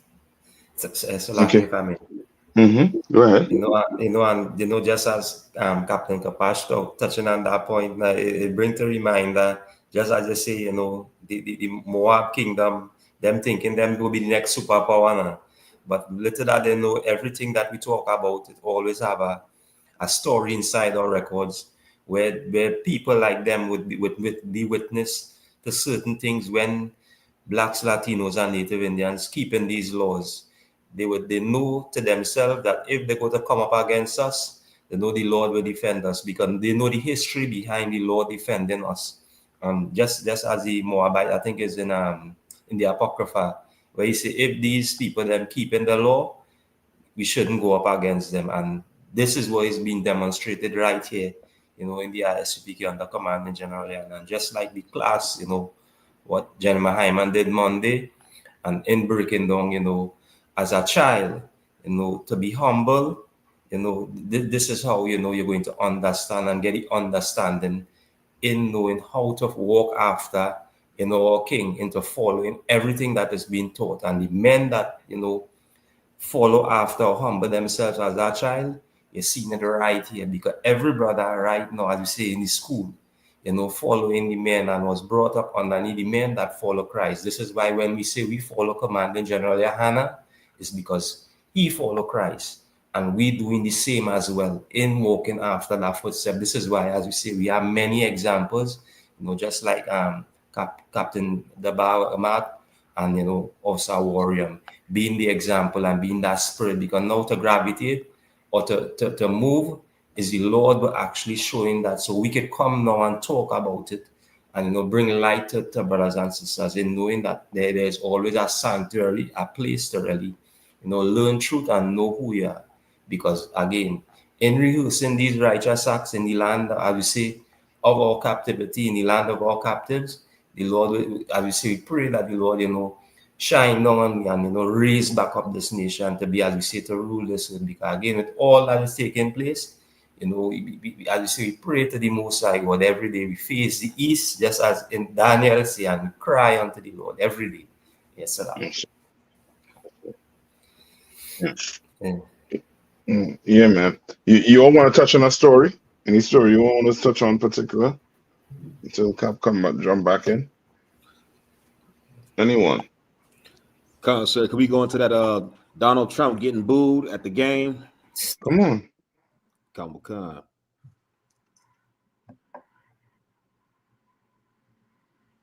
Yeah, let's get it. I think that's number 4. Yep, come. Trump booed at Commanders NFL game before calling plays from Fox broadcast booth. Donald Trump became the first sitting U.S. president in nearly 50 years to attend a regular season NFL game when he dropped in on the Detroit Lions' win over the Washington Commanders on Sunday. There were boos from large sections of fans, as well as scattered cheers at the Commanders' Northwest Stadium when Trump was shown on the screens late in the first half, and again when the president was introduced by the stadium announcer at halftime. The Washington, D.C. area has strong Democratic support, while Trump cuts to the government have affected many workers in the vicinity of the Commanders Stadium. Sunday was not the first time Trump has received hostile reception from a Washington sports crowd. He was greeted with "lock him up" chants at the Washington Nationals home stadium during the 2019 World Series. The jeering continued while Trump read an oath for members of the military to recite as part of an on-field ceremony during a break in the game. The president arrived at the stadium after the game had started. "I'm a little bit late," Trump told reporters when he got off Air Force One. The plane had earlier completed a flyover of Northwest Stadium before landing. "We're going to have a good game. Things are going along very well. The country's doing well. The Democrats have to open it up," he said, a reference to the government shutdown. In the first quarter, Lions receiver Amon-Ra St. Brown celebrated a touchdown catch by doing the Trump dance, which athletes started performing last year. "I heard Trump was going to be here," St. Brown said. "I don't know how many times the president's going to be at the game, so just decided to have some fun." Boy, this is the time we in. Like, you booing, but you believing in the whole democracy, the whole politics. Black people, blacks, Hispanics, we gotta wake up and start realizing these two governments, they work hand in hand. That shutdown was shut down because the Democrats and the Republicans, they work hand in hand. You understand? You the only one that being caught out there thinking that if you're a Democrat, the Republicans working against you. You a fool if you think that. You understand? So, like, if I could, it's so heavy you bringing that up. It's like the Hunger Games. It's just, Donald Trump, in Rome, they had the bread and circus, and it's the same thing in America. They just, with Trump being there, he's such a divisive political figure that it takes the mind off the game. Really, the NFL, they would rather him not show up, probably, more than likely. But they can't tell the president no. So him coming to the game, and then I think he even wanted to change his name, I believe. So you're seeing these politicians into they're not just in the political where they're entering into the spaces where, you know what I'm saying, the culture is mainly dominated by us. But they have to, that's part of the strategy as well. But what you said earlier about the shutdown, I mean, it's spot on, because those what they call Democrat defectors, the ones that voted for the in the shutdown, they say all those 5 are not running. They're not running for re-election, so they on their way out. But Chuck Schumer knew about it. So a lot of these things are orchestrated, and a lot of people felt betrayed. That happened. But you can't put your trust in this government. You can't put your trust in these political parties and so forth. So what you're saying is spot on, and you're seeing the parallels between sports and politics play out every day now more than ever. Even with this whole thing with the college LSU, you got the Governor Landry saying he gonna let Donald Trump pick the next head coach. I mean, which shocked everybody. Everybody is like, what the hell is this? So, you know what I'm saying? Like this, right? But this is, they're entering into that space, and it's going to be, it's going to be hell on wheels. So you're going to have to pick one. You want the bread or the circus. You can't have both now. So that's right. Yeah. Like, and what he said, because like he said, what, the government running good? The country is doing well. Yeah, the country is doing well, and that's the whole thing. I'm telling you, like with America right now, it's a joke in a way where it's almost like they're living in a different world, different realm to you. Like the country running good for who? Who are you talking about the country running well for? The prices going up in the grocery. That's right. Your farmers begging for money. You understand? You cut SNAP. So who is the country running well for? That's right.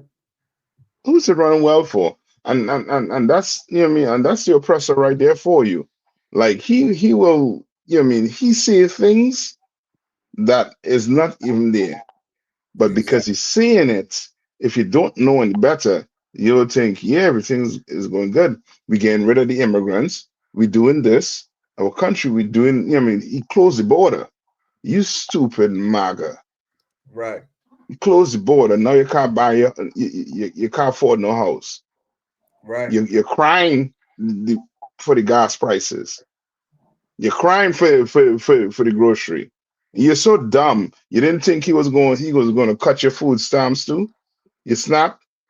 Exactly. You think only us going to be affected. No, you going to be affected too, because you're dumb. You're too dumb to realize the rich of you hate the poor of you. That's right. And ain't no rule in the Constitution protecting the poor. But in the Bible, there's rules protecting the poor. That's right. You understand? And what we doing, we gonna take care of the poor. No, who gonna take care of you? You know what I mean? You trailer parks. All you want to do is hate black people. You know what I mean? So much, and now you get a president that love you. Love you. Well, the country going good. What you crying for? Don't cry. I yield. So Locky Cap. They didn't get invited to that lavish dinner, that ballroom dinner that he had. Not the ballroom, it was some lavish. They compared it to the Great Gatsby. That extravagant dinner that he had. They didn't get tickets to that. Yeah. You understand? But this, once again, it shows the parallels of you know, how this like like what you said, racism, man. The white man's racism should be studied on a extreme level. You got white people down here, you know, in the red state, worried about a red scare. That's a red flag. There's something wrong with you in your mind. Like it's something in your psyche, quite frankly, they can't stand when the UPK brings it out on the streets, because people that have a sound mind say they are making sense of what's happening they're illustrating, you know what I'm saying, what is happening in society to a T. And there's no way you can talk about suffering without involving us in the narrative. Because we have the only authentic suffering in this country. Everybody else had, if you want to talk about subsidies, they had subsidies out of their way of being oppressed. We did not. We did not. We weren't afforded that. We wasn't given safe passage through this country. You know what I'm saying? Whether it's the interstate or I-10 or the Trail of Tears. Commander General Yahanna has said these things long before a lot of these political scientists and these commentators talking about this stuff.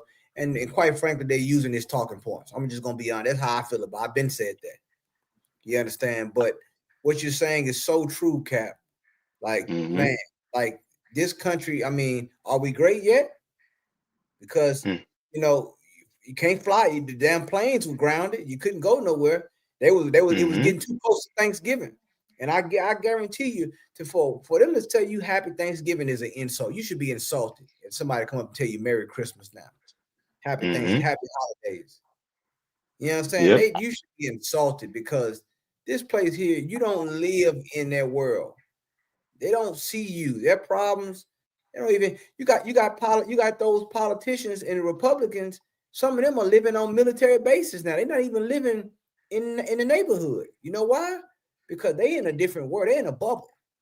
They know if the country is doing so great, why is Stephen Miller living on a military base with his family? Why? Why is that? Damn. Why is that? Why are these a lot of these top Republicans living on a military base? If it was so great and everything is so fine, why don't you live among the people that you give policy over? Now that's where it gets interesting at. But they're not ready for that conversation. You know what I'm saying? And you can put an exclamation point or a turning point or whatever other kind of point you want to put on that sentence. But you're not getting away from this. You understand? You're not getting away from the way these policies are and this government, even when it comes down to the games that he's attended.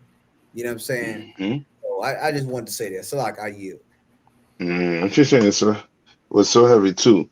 You know what I mean? Because brother, I started reading this book. How many of you ever heard about a book called Brainwash by what's your brother name? I think it's Tom Burrell, right? Tom Burrell. Yeah, Okay, he had his own advertising company. You understand? And he said, you know what I mean, some things in there which, you know what I mean, you read the book, you're seeing it being done right now, because, you know what I mean, Esau, you know what I mean, okay, the Bible is not his book to go by, so he creates, you know what I mean, he does studies, he does polls, you understand, to his you know what I mean, to push his agenda, right? No, this is something. Yeah, I'm gonna just read for you all. So say there are many propaganda principles, but here are a few that I believe were of prime importance in the 18th century. Black inferiority marketing strategy, and that's what they're using today. That's what what's his name? Trump used to get into office. You understand? Black inferiority, and the Hispanics in that also too, Mexicans, right? Blacks and the First Nation people, they in it also too. And Trump is from the entertainment world, so he understand the like marketing strategy, like you know what I mean, how to market yourself to certain you know what I mean things that's going on, right? So it said these principles were employed throughout the colonial period of the late 1700s, Reconstruction, late 1800s, the 20th century, civil rights movement, and still survived in modern times. So I'm gonna just give the big ones, right? The four big ones that he said.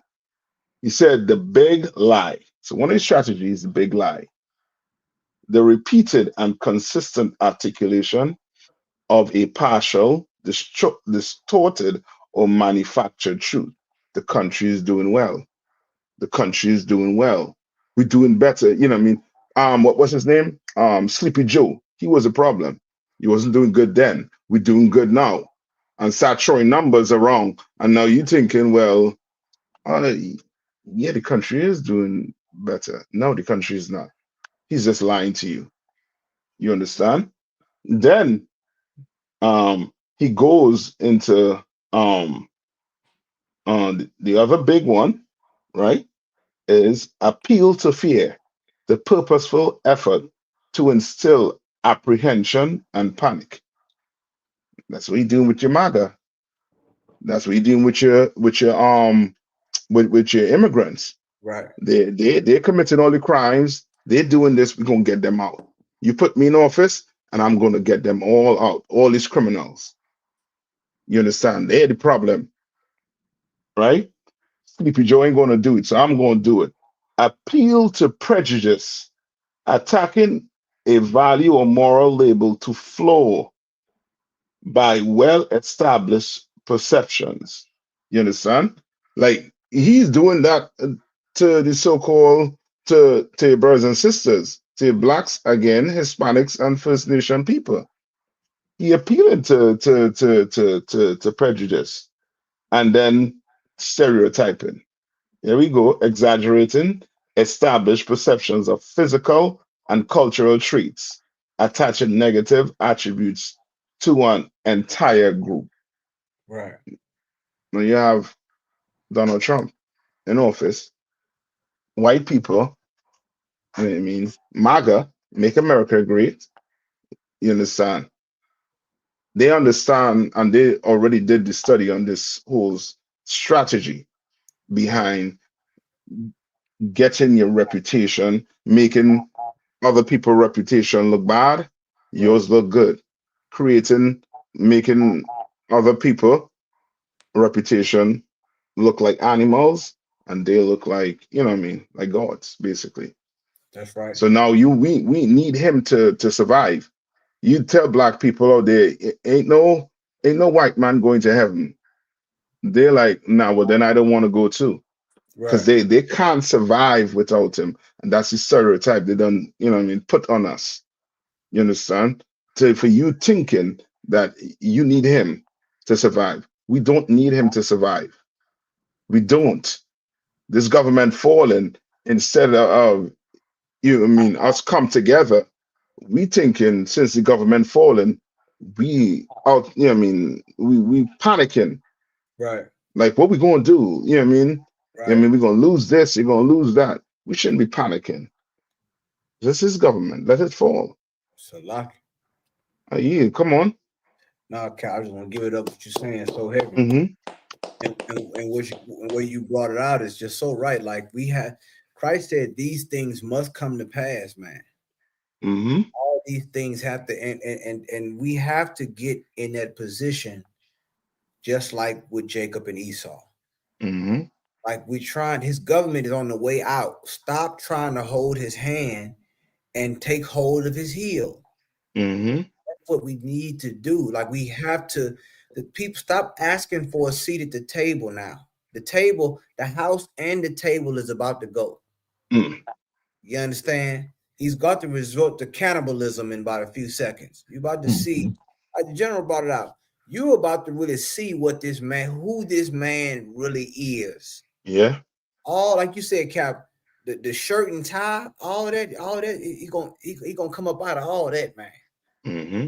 You starting to see him more and more. He out in the woods more. He looking more like his, who he really is. You understand? Mm-hmm. which is our natural born enemy, according to the scriptures. That's right. It's two nations, man. Two manner of people. We don't govern the same. Us trying to it's like it won't work. You understand? It's a social integration was a failed social experiment. That's right. Coming to the ends of that now. And look at what we have. Nothing to show for it. What?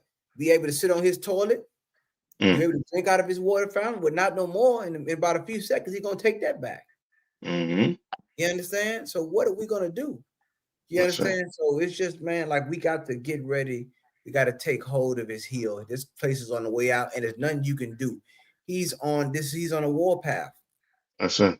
It's going back to where they never really left it, but it's open imperialism, what they're doing in the Caribbean. Yeah. Open conquest. It's like they're trying to rediscover the earth and reconquer the earth all over again. Yeah. But they don't have enough time.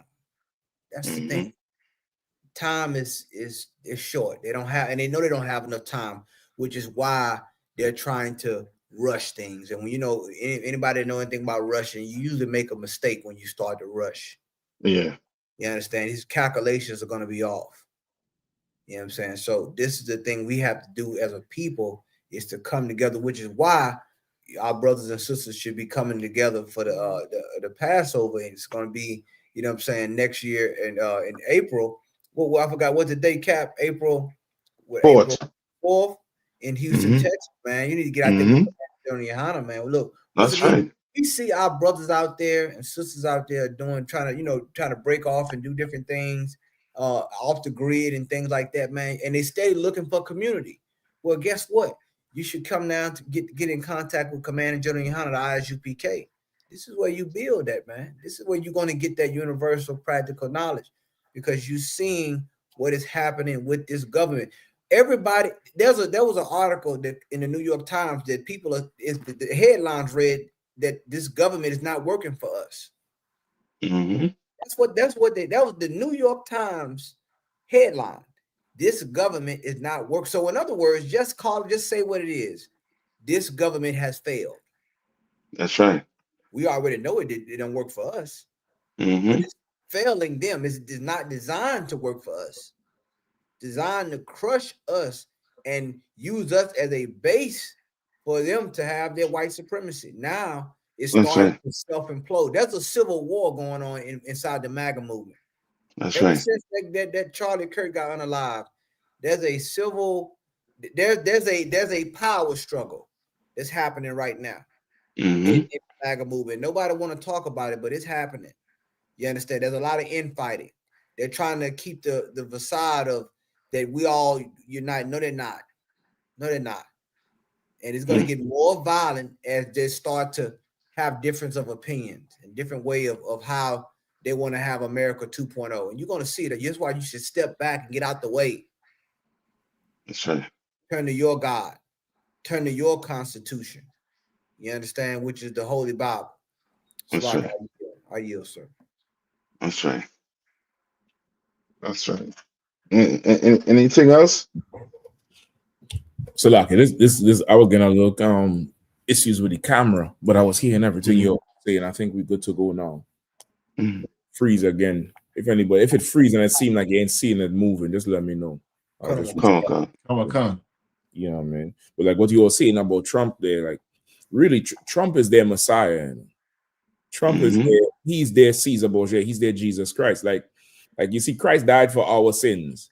He's taken away white guilt from America. That's it. Yeah. Makes them feel so good about themselves. And he's like their Jesus. That's why, like Kahan, what you were saying, the football coach said, I'm gonna let Trump pick the next football coach. Yeah, like I told you, I listened to Trump calling that Commanders game. Commanders get their ass washed this weekend. Trump up there, analyze. The football is a lot like life. It's the good, the bad, the ugly. You can't give up. You got to run the routes. You got to know what you're doing. Sometimes, the shit just don't work. You can't quit.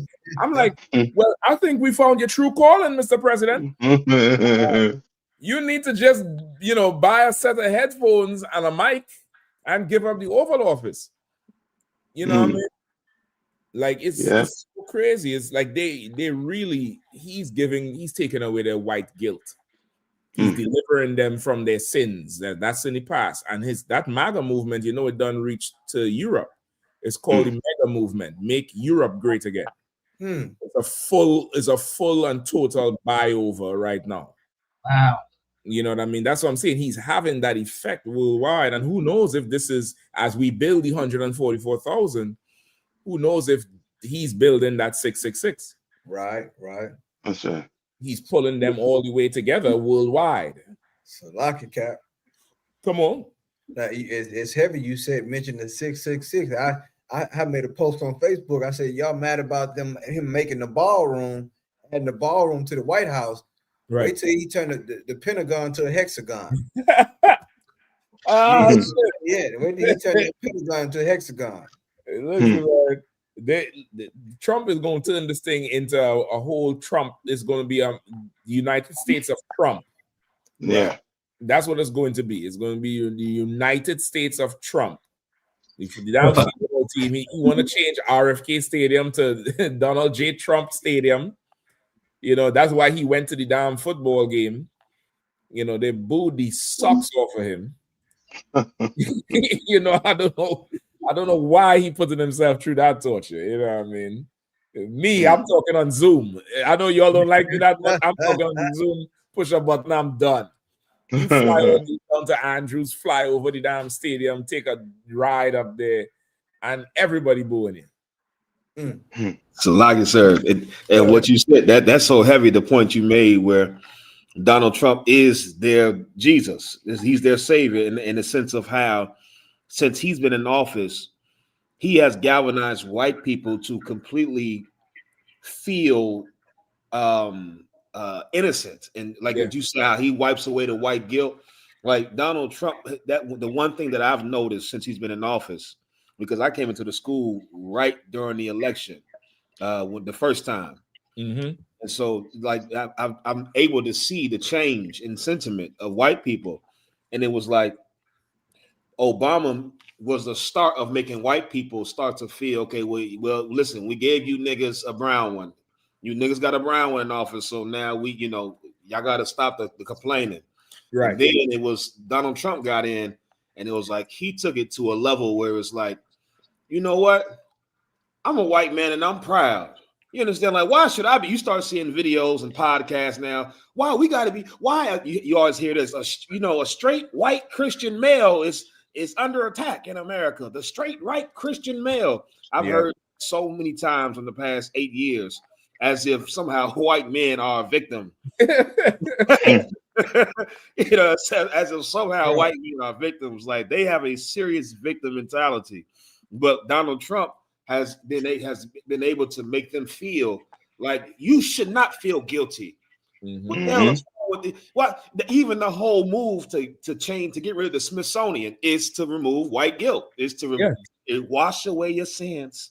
It's to make you clean, even though your sins be as a scarlet rag, white America, and a deep scarlet rag was because you spilled a lot of blood. Yep. Trump, to wash away all the dirt and all the blood that you've committed, so you can feel good about who you are. Thank the Lord that Donald Trump, you understand, is your savior and not our savior, and not the savior. Yep. Christ is going to remember that blood. Hell yeah. Christ is going to he's going to see your blood with more blood. I'll see your one with one. Right. And he's going to remind you just how bloody you've been, and you're going to be in it. Yeah. He definitely is that. He's taking that weight off of them that they couldn't stand, and it's reaching to Europe. The brother showed me a battle they got into at camp. And there's a whole movement now where before, in the last maybe 2 or 3 years, you could battle a Edomite at camp and they'll say, yes, slavery was wrong, and they'll mention the Quakers, and they'll mention, what's the fool's name? William Wilberforce, who is a famous abolitionist. The brother showed me a battle they got into 2 weeks ago out in Leicester, and they're battling this white man about slavery. And the white man say, what's your problem? We freed you all. And And I was like, yep, the poison has reached. It crossed the pond. They're stepping into it now. They're stepping into it. Like, you can't call them out on what they did in the past. It's like, yes, so yeah, we enslaved you all, but we freed you all too. You should be happy for that. I think that's what the devil said. You should be happy we freed you. We freed you. Rahman said, yeah, but you put us in slavery too. But we freed you. Like, they're now owning the shit. I'm like, yes. Trump hit a nerve with them. You know what Trump did? If I could get that scripture, this is what Trump did for them all. Like, I was calling it the Trump effect in the beginning, but I think it's called the Lamech effect. Give me Genesis 4 and 23. Start at 23. Come. The book of Genesis, chapter 4 and verse 23. And Lamech said unto his wives, Ada and Zillah, hear my voice. Lamech is a son of Cain. This is one of Cain's sons. All right, go ahead. Come. Hear my voice, ye wives of Lamech. Hearken unto my speech. For I have slain a man to my wounding, and a young man to my hurt. Yeah, Lamech went home after getting that good old orgasm killing, where he just I forget the name the general showed in the video. Buck fever, sir. Buck fever. Lamech got that old buck fever killing and had to go and tell them woman, listen, I don't kill a man to my wounding and a young man to my hurt, because of course he understands what happens, the judgment that comes when you kill somebody, because his father killed somebody. His father killed his uncle. And he was like, damn, I did this thing, but it's only going to end up bad for me. And a young man too, so it's going to be to my hurt. Go ahead. But then he realized, he looked in the mirror and saw white. Go ahead. If Cain shall be avenged sevenfold, truly Lamech 70 and sevenfold. Brother, you see verse 24? It's like, a power pack for the oppressor. It's like a boost. Once he realizes, hold on, I am a white man. If anybody touches me, if Cain will be avenged sevenfold, surely I'll be avenged 70-fold. So you know what? I'll own it all. Yeah, I killed him. Yeah, I enslaved you all. I'll let you all go too. What the hell is your goddamn problem? I'll do this, I'll do that, I'll do all this for you. What's your problem? They're going to be so emboldened, and it's going to make them go down into the war. It's going to make them go into the war. It's like the Lord is stirring up their pride just so he can, have that battle against them. That's right. You know what I mean? And like I say, it's spreading throughout the earth. It's spreading. I see the article today. The brother sent me from the UK. It's called From MAGA to Mega. Make Europe great again. I'm like, so what y'all going back to? Throwing piss and feces out the window and the Black Plague? That's what you're going back to? Right. You're going back to abroad bathing twice a year under that frock smell like a latrine. That's what you're going back to? All right. Okay. Enough said. Yeah, and it's crazy because we had a battle in DC, and it was a couple from the UK not too long ago. It was a couple of them from the UK, right? And the devil, he didn't want to admit that they supported Trump, but he inadvertently admitted like they are for Donald Trump. Right. So I was like, so the UK is racist like the United States, and then they had to backpedal. No, it's not like here in the UK. We are more. The same lies white people say here. We are. We're one nation and we're together. But I was like, but you just said y'all support Donald Trump over there, right? So they was like, yeah, we do, but we don't support the racism. Like we support how he's uniting the country. I was like, well, how is Donald Trump uniting the country? And I was like, well, he's getting. I was like, through racism. I was like, you trying to clean it up. And you devils in the UK are just as racist. But the fact that you said, Kat, you bringing that out, that is spreading over there. We've seen it firsthand in DC, so that's crazy. Yeah, it's for sure. They make any steps to that. They take any steps towards the whole goddamn thing, and it's going to be ultimate white supremacy. You know. At one time recently, in the last 2 or 3 weeks, they was painting the King George flag. You know, that cross, the red cross, everywhere, because they feel like they're losing the country to these Palestinians and these Pakistanis with all the protesting and shit. And the government started sending workers out to paint over the flags on public areas, because they was painting it on the road, on the walls, everywhere. It was like a huge thing. And that pissed off the younger generation public, saying like, how is this unpatriotic? How is this a crime? How is this vandalism? We losing our country. It's giving that whole crusade vibe again. Right. That St. George flag is the crusade symbol. I'm going to show it to everybody who may not be familiar. When you see it, you'll know exactly what it is. But that St. George flag or King George flag is is a symbol of, you know, Christianity and their supremacy in the UK, right? And it comes from the Crusades. It comes from them. What do they call them? Is the Templar Knights? Is that them? Knights Templar. Yep. It comes all the way from them on back when the war was fought against who? The Muslims, and it's there again. You understand? You're seeing it there again. The whole thing is coming back again. So, like, the Lord making sure this place goes in the direction He wants it to. You know, if you pay attention, you see the red and white.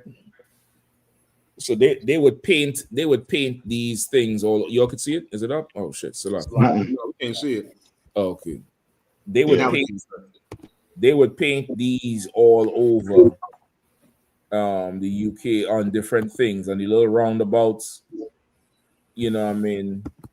And the UK government would send out workers to repaint it. And they would get angry because the government making so many cuts. The government was making so many cuts, budget cuts, saying they don't have money, they don't have this. And the public is like, where the hell y'all getting the money to pay people to do this shit? And y'all saying y'all don't have no damn money. Like, this is a roundabout, just, like an intersection. They just put it to make the intersection easy. And they would just paint over the damn thing. They just paint it everywhere on walls, hang the flag. They would just get ultra, Britain. Britain first. And, it's all coming in together with what Trump is doing. You know what I mean? If I could jump in there. What you're saying is heavy because our people do not realize. Our people do not realize what's coming. When you read in the scriptures, there's a prophecy that the Lord talked about. And he said, wake up the mighty man. Wake up the mighty man.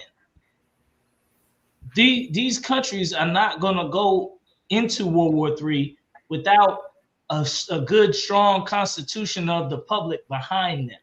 Right. Like, when you have such a weak public, you don't really want to jump into another war. Look at Donald Trump when he came in. The public, we don't want no more wars. Donald Trump, I'm going to pull everybody out, this and that. So when you don't have that public support, it's hard to get to manifest the wars that the oppressor need. But the Lord said He's going to wake up the mighty men. They're going to turn their plowshares into swords. It's not about to be a time of great peace or some great awakening of love. Is about to return, and all that shit is over with. So our people don't understand. ISUPK, we understand. That's why we're getting prepared. That's why we have group chats. That's why we work on the things we need for survival and leaning on each other and practicing brotherhood and getting ready for them type of days and times where we have people that we would die for on our team, But our people they nowhere near understanding what's about to come. Like, it's going to get worse than that. You think, they paint flags. Next, they'll be erecting castles, or they'll be taking over parts of town, putting roadblocks up. It's going to be even more. You think all these ICE agents going to go anywhere? That may evolve into a whole nother sector of government. And so, but it's all to wake up the heathens for World War III. Right. But until they really all the way in the Valley of Jehoshaphat, in that Armageddon, in that what's another term for it in the scriptures? That's that Middle East. Until they're all over there, they're gonna be still over here. And we're gonna have to be dealing with it. So if you're a brother or sister, you get down with UPK. Start sending them tithes in.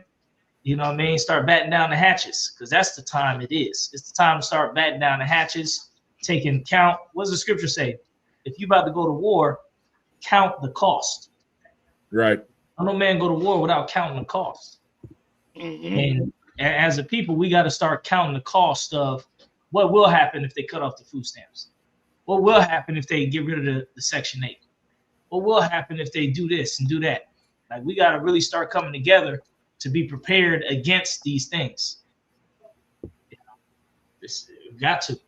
Yeah. If we don't, we're going to see it, and there's going to be a lot of our people that just fall apart. They just fall apart. They crash out. That's what they call crash outs. And a lot of it happened during COVID.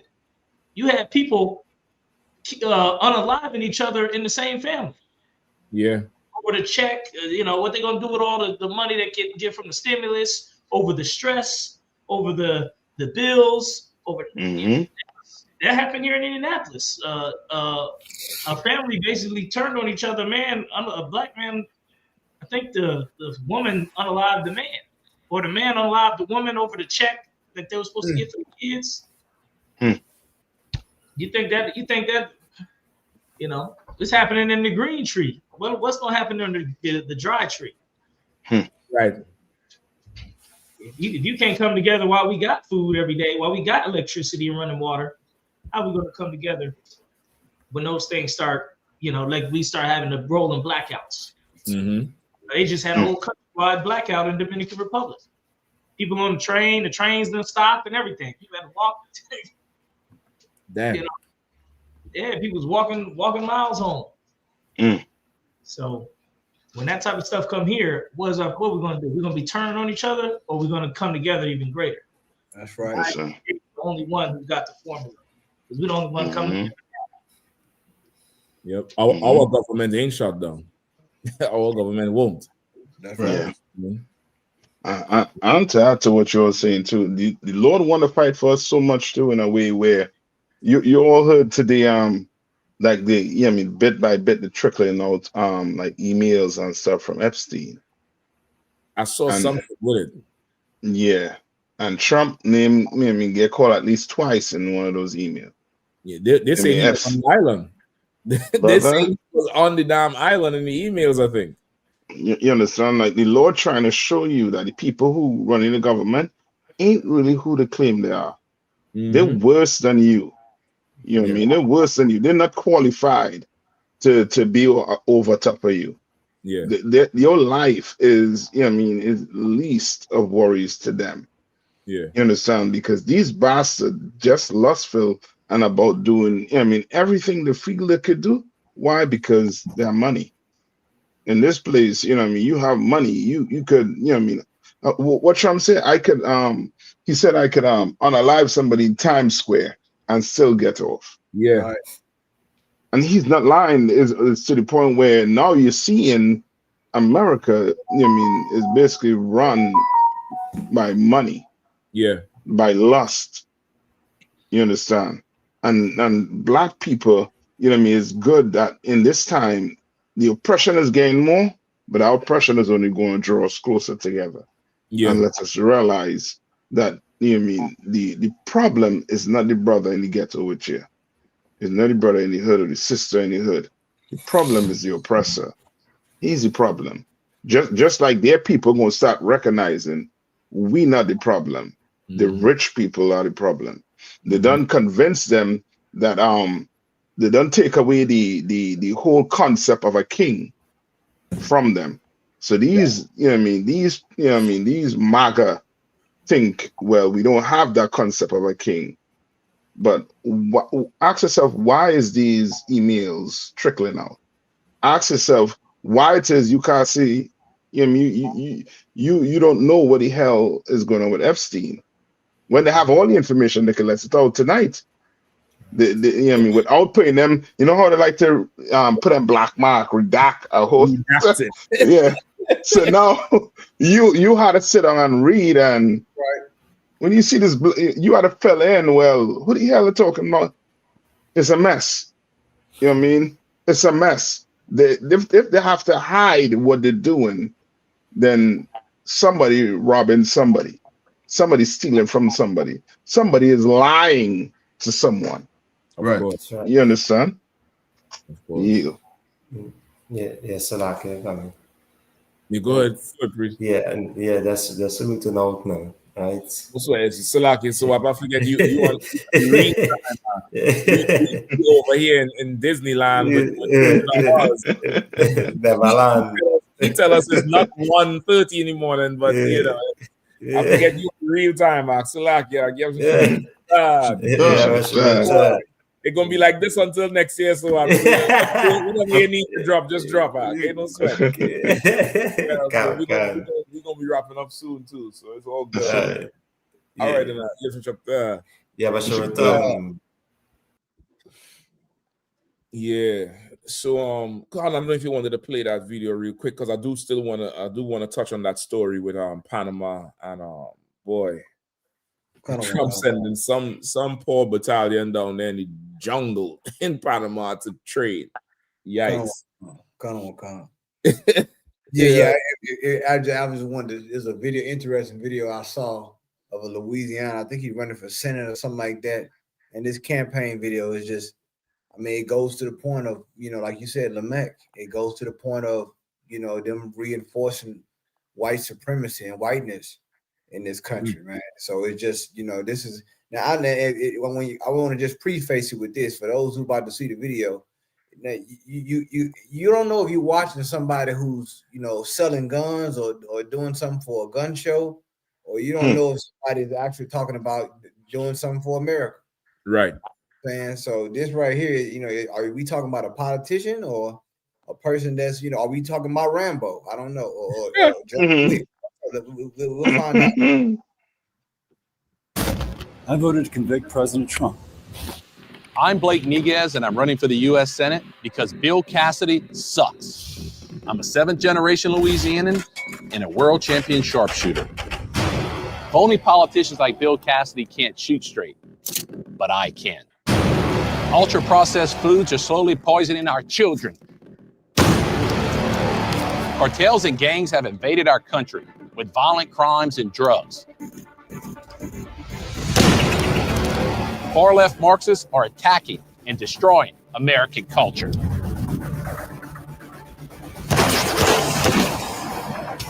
President Trump is already saving America, but he needs our help. President Trump needs a senator to support him full time. No more part-time election season Republicans. We're done with DC phonies. Down here, loyalty matters. We don't flinch, and we sure don't forget. I grew up in a working-class family, worked our way up. Like so many Louisianans, I fought through hurricanes, hard times, and government incompetence. Politicians didn't pick us back up. Faith, family. Hold on, how them niggas make this? What in the fuck is this, man? It's a different world, Cap. It's a different world. Them brothers and them was fighting for dear life. Oh my gosh. Family and hard work did. Government's been broken. Trump is fixing it. Do you want a senator you know will have Trump's back? A straight shooter who doesn't flinch when it's time to fight? I'm your guy. We're done being fooled by weak Republicans. I voted to convict President Trump. Bill Cassidy had his shot. He missed. I won't. I'm Blake Miguez, and I approve this message because it's time to pull the trigger on real change. It's time to pull the trick. Like I mean, now listen, now, let's be real, America, brothers and sisters. I mean, we got to. I mean, how much? I mean, look, it's like, are we doing a movie? Are we doing John Wick Part 5 or something with this man? Like this, and why everything got to be handled with being shot? Didn't Charlie Kirk just get unalived? John Wick, John Rambo, Booker Eli, all in one. Just everybody with a gun. Come on, Cap. Citizen Kane. Like this is like, and then you want to argue with the UPK. I mean, this is. I mean, I ain't gotta tell you pro gun, but I mean, the way he's dealing with opponents and every political issue is with a bullet, not a ballot. Right. And I think that people should be able to read between the lines. Yeah. No matter how big they are. And it's just, I just wanted to show this, Cap. I'm gonna let it go. I don't even want to go into the story, but I just wanted to show them the type of political climate and the social climate. And this is from Louisiana right here. I ain't gotta tell you about Mississippi. Damn. I gotta tell you about Denver, Texas. Forget about it. They might just come up with the rope and say, "Yeah, we're gonna hang everything black." Come on. We can go. They'll buy a tin of black paint and say, "Yeah, we're gonna hang it just because it's black." Oh man, bad out here. Like, and this is the thing. He could only look tough because the cans don't shoot back. Exactly. He could only look tough like that. Go ahead. And Cap, he showed the brothers in New Orleans running out. The one they remember the one that broke out of jail. He had to put that in. It then gonna say he survived the hurricanes. That's what like black people went through the hurricanes. Right. See, you didn't show see, once again, they always got to use brothers and sisters, this is why you got to pay attention to what they say and what they do. And the narrative is we just like what everybody's bringing out about this country, how they lose in their country, and to keep you under them is how they make this country great. Yeah, you know what I'm saying. I mean, everything right there. Now, if there was a black man, they would have said he's inciting political violence. If there was a black man with a gun saying we're gonna deal with this like this, they would have called him a thug. And they would have said it's un-American, it's unpatriotic. Right. But because he's doing it, it's the American way. Mm-hmm. And he's going to probably win that seat. Because notice this, he said, not the American people need help. Trump needs help. Yeah. Mm-hmm. Like think of look at now. You post now your constituency is not one man. Your constituency should be the state of Louisiana, which consists of many different variations of people. But that doesn't matter. What matters is the MAGA movement. What matters is what Trump wants. And I'm going to defend him because I'm a straight shooter. I yield. Oh, Gucci man saying he gonna send your best shooter. he going back in a pine box. You're gonna send your best shooter, you're gonna lose your best shooter.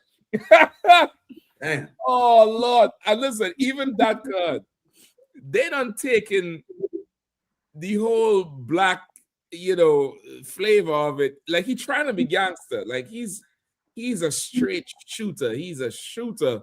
And as you saying, if a brother did that, it would be all sorts of YN, black culture, this urban language. How could that then got no place in here? But Trump done wiped his sins away. His sins, he is lily white right now. He's ready to go. And he's been born again.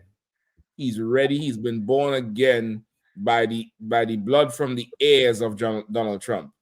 That, he didn't give his life for you, but he gave his heirs. And that blood was enough. It was enough to just wipe away your white guilt. It was enough to do it and to bring you out of who you are. You know what I mean? Shit. I don't even know if you had the time for this other story. We touch on it real quick. You know what I mean? You see, he done turned on that the other bro, the badly built bleached blonde bro. Forget her name. Marjorie Green. He done say Marjorie started off good, but she lost her way. Listen, I don't know.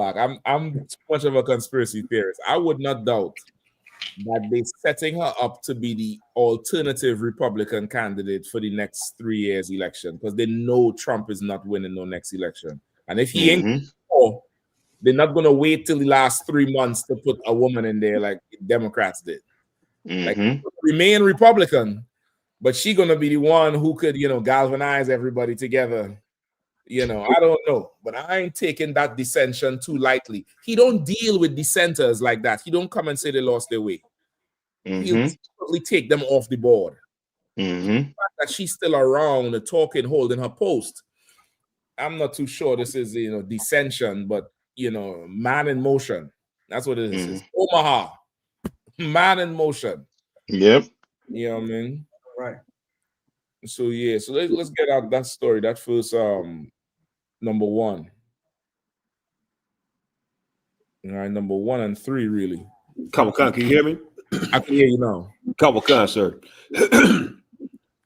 Pentagon sends ground forces to train in Panama's jungle for the first time in decades. Green hell revived as Trump shifts the military's focus to Latin America.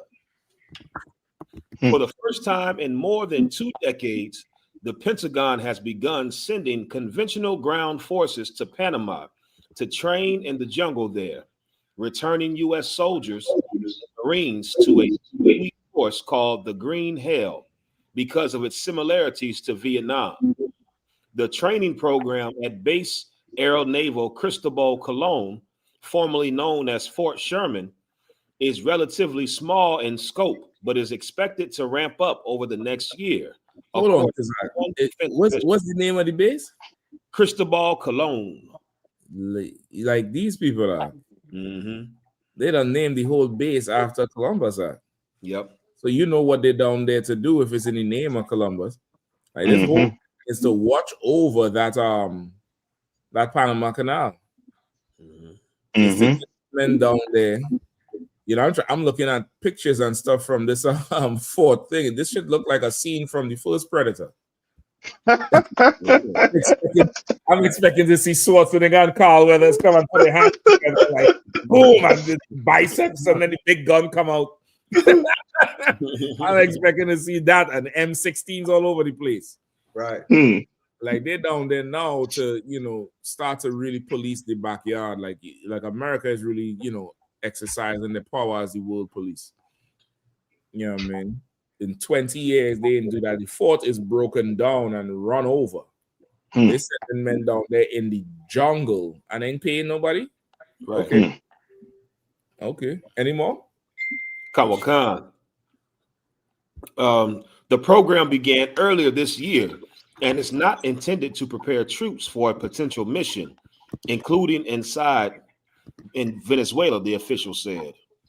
Still, the military's interest in jungle warfare in Latin America is noteworthy given Trump's heightened focus there.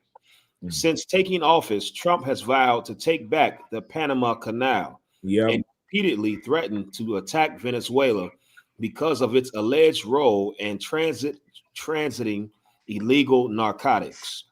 If you can train and fight in one of the most difficult and challenging locations in the world, you build a really lethal, effective force, the defense official said of the rationale behind the new training program.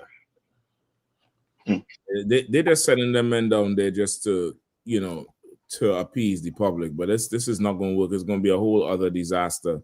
You're going to hear more and more stuff from it. Like this, I think this here is the the fort. This is Fort Sherman, I believe. And it's part of that army base of Cristobal Colon. The fort is totally, it's old. The shit is ran over. But he want to have that presence down there for the canal to police the canal. And then to come on the back end to have ground troops who could deal with the war that he know he's going to have to fight in Latin America. You know what I mean? And of course, this is them 20 plus years ago on the ground in Fort Sherman, calling, training or doing whatever else. Yeah. Like, go ahead. Yeah, this is you remember that that whole what they call a coup that took place in Grenada. Yep. Right. What they're also saying too is almost like that whole thing with Grenada was for America to show the might because they had just got the tail whoop from Vietnam. Yep. It was So the best. It was killing two birds with one stone. yeah. It was So killing two birds with one stone. Like that's how they justified it with the American public. Mm-hmm. The real reason they went down there because nobody really cared about that little island revolution. Like Grenada is not even 1 million people. Right. We're talking about maybe a couple 100,000, maybe. Yeah. Like the reason they went down there is because they said if we let this stand, they don't speak Spanish, they speak English. This is going to resonate with the blacks in America. And we can't let that shit stand. And to sell it to the public, they had to go down there and show their might and as a win because they was getting torn up in Vietnam. Yeah. You And they're doing the same thing. They're trying to do the same thing with Venezuela. But it's going to be a big problem because it ain't going to just be Venezuela the fighting. Yeah. You know what I mean? And that's the whole, you know what I mean, the problem there. They're trying to calculate it to the point. Because now, today, they're trying to sell drugs. So since when you have a problem with drugs? Right. Since when? What happened to Afghanistan? Yeah. You think people forget Afghanistan? You think people forget in the 80s with the Contra?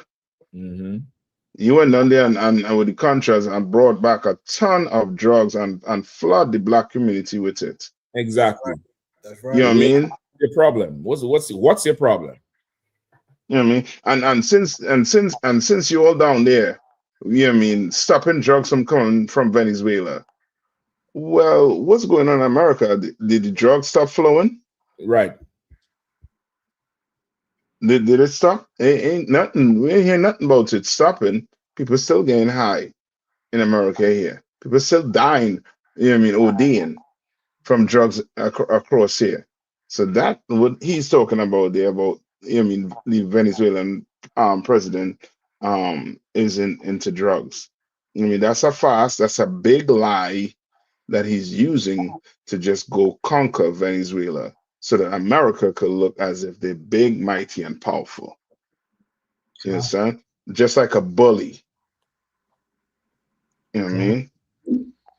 It's like if I could get in there too and say something on that. This is partially or probably the main reason why that black general who was over South America and the Caribbean, why he resigned. You know, he resigned as this was starting to ramp up because I guarantee you there was a meeting where they told him what the plans is going to be. He didn't agree with it, and he knew it was unjust. He knew it was against international law. He knew it was immoral. Yep. And he knew it's not what he became a general for. Yep. You know what I mean? So he decided to, you know, leave a portion of his career because he's supposed to be on that post for a few more years to get his full benefits. He decided to forego them extra benefits to get out of this, and that should be a signal to the rest of you blacks, Hispanics, and Native Americans who in the white man's army. You should be planning your retirement as well. That's right. You know, you brothers should be retired, planning your get out, your DD 214 and all of that. You should be planning to get that ASAP. That's right. It's because once they go over the edge, like they ain't really went all the way over the edge. They playing with the edge, and they did it. They have went over, but you know, with killing those fishermen on those boats. But once they go, they're not planning on stopping from there. As you can see, they plan on going even further. I just watched on the news, Venezuela basically went into a state of emergency and conscripted all parts of the government to be able to assist the army at a moment's notice. No matter what part of the government you are to be enlisted to help and support the army at a moment's notice. He just signed signed a bill to give the army that power. So, if you, work the Coast Guard or lifeguard or something, you'd be conscripted to be a lifeguard and help out the army at any moment in Venezuela. So that he knows, he's feeling more heat. He don't see it as idle threats, and bringing all those resources, all that firepower into the region. The scripture, like you said, he ain't really bearing the sword in vain. Yeah. So there's a lot of things that our people need to kind of do to get ready, start getting ready. One of them is start pulling out this white man's army. Yeah, that's right. That's right. Yep. Like imagine that. There's going to be so much capable, able-bodied brothers and sisters down there in the jungle with a cutlass cutting trees down and foliage, and there's so many black people and Latino people on the streets of America missing. Nobody looking for them. Nobody trying to find them. Nobody trying to help them. Nothing. You know what I mean? Like really withdraw from this place so that it can fall faster. Because you the backbone, we the knees, we the everything that holding this place up. That's right. Go ahead, Cap. Cap, it just had that Veterans Day thing, for a lot of veterans, man. And it just made me think about a lot of those brothers that sleep under that bridge in a lot of major cities, man. And you go under there, we do food programs and things, but you go under there, man, and those brothers, those are the real soldiers, man. Those are the ones that really, like you said, they got shot up and all those different things. And the reason that platoon survived. Right. And some of them brothers, they still have their medal, they still have their dog tags. They still can tell you, they still can read that number and all that off. Let you know that rank. Like that, but that scarred them what they did. Yeah. You know what I'm saying? Like that, like, boy, I mean, it's the nightmares they have. You know what I'm saying? That, the sensitivity to noise, the sensitivity to light in some cases. Like, these are the things, like you said, Cap, like we sacrifice our lives for this place, man. Yeah. We get nothing in return. We don't even get, nothing in return. No. You know what I'm saying? But those are those ones that's up at the Pentagon with all them stars on them, a lot of them. Some of them, you know what I'm saying? Like, you look at Colin Powell, and then, like, cats like him, he pretty much knew his shit. But you got a lot of them up there who just, that they showcase it. But the ones that's under the bridge, them black and Latinos and Native American Indians that sleep under the bridge, those are the real. They have the real stories. Yeah. Agent Orange and being in a foxhole and have to mow people down just to get out of there. Oh. Those that have to drink a fifth of Jack Daniel just to stay warm in the winter and to get sleep. Yeah. Like that, they don't want to have those conversations. No. But that's what war for this man has done for our people. Yeah. No, you're right. You're so right. Like that Veterans Day is a farce. America don't give a damn about you serving them. They don't care. They use you, abuse you, and send you back. They give to who they want and make a photo up and a video about it to make everybody think they're taking care of their own. But they're not really. And to add to what you were saying too, is the proof of that is the real Veterans Day, which was called what do call it? I forget the day, something Decoration Day or something like that, with the brothers in South Carolina, where they say the kids were marching in front. They say circle that camp with the woman and then the men, then the Union soldiers. I think that's the one that's for Memorial Day. I think that's what Memorial. I think that's the one you're talking about. That's the one that started with brothers. The Memorial Day. I think it's the Memorial Day one. Okay, like it started with us honoring the dead of ours, and they saw it and then damn near took the damn thing. But shit, brother, the way how we contribute to this place, I wouldn't doubt it. You peel back all the files and everything, you'll find out that everything starts from us. That's Yeah. You know what I mean? Everything started from, you know, how we operate and how we do, because we are the people with the class in here. Like, it's not, you know what I mean? If I could, Yeah, go ahead. you'll find out really black people basically run America. They've probably been running America. Mm-hmm. Pretty much everything that's been working in America was presented and executed by black people. Yep. And the oppressor, Latino. and Latinos and Native Americans. And the oppressor, all he has done is been able to brutalize, kill, steal, and destroy enough to covet the highest seats of power. Basically. You know, while we basically run this country and make it great. Yep. Yep. Listen, man, that's why everybody, April 4th, 2026, Houston, Texas. Make it down to Houston, Texas, man. Come on down there, get with the Passover. Commander General Yahanna, we going back to the ranch. He done had the whole ranch laid out for you. We're going to be out there. Make sure you get down there early, though. I think the week kicks off, April 1st, with the lamb slaughter. You know, Captain Akkad, big up Captain Akkad, always hosting that lamb slaughter every year. This year, boy, it's going to be an amazing, amazing feat. I would tell you, get down there Monday. Get down there Monday. Check into your hotel Monday night so you could sleep in late Tuesday morning. Get up, let the kids get acclimatized to Houston. But Wednesday, you want to be there on that ranch early. Because I fill them in, brother. I think you might know better than me. Come on. Kawakan, sir. Wednesday, April 1st is the Passover week kickoff.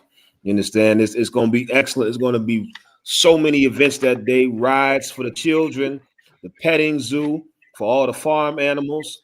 It's going to be fishing. I hope y'all not scared of worms, because we're going to definitely have fishing. Archery for those that want to get their Hunger Games on. I'll be shooting to the district. Right. Archery. There's going to be, of course, food and drinks galore. I know you sisters. I hope you sisters bring them boots and your hats, because it's going to be line dancing, boots on the ground. You understand? Zydeco style. Zydeco. I'm going to get my hat for that shit.